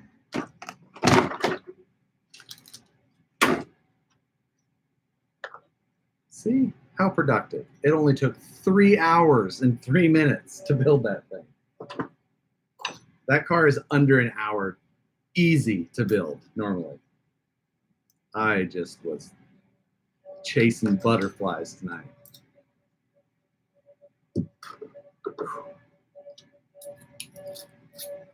Let's see. Good God, Josh, wrap it up. My gal is pinging my phone to see if I'm dead.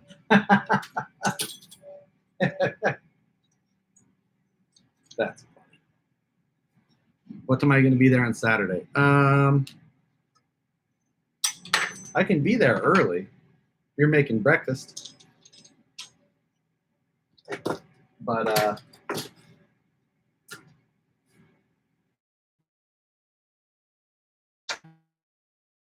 when would you like it, John?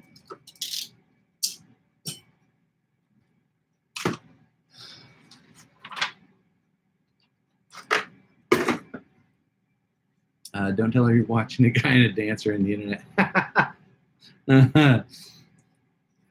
Oh my God. I'm just actually going to take all this and just, because I'll need that later.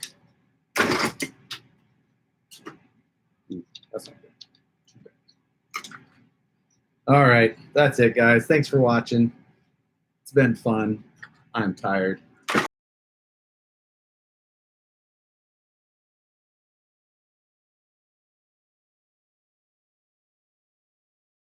Appreciate all the comments, likes, subscribes, all that good stuff. Thanks, guys. Bye.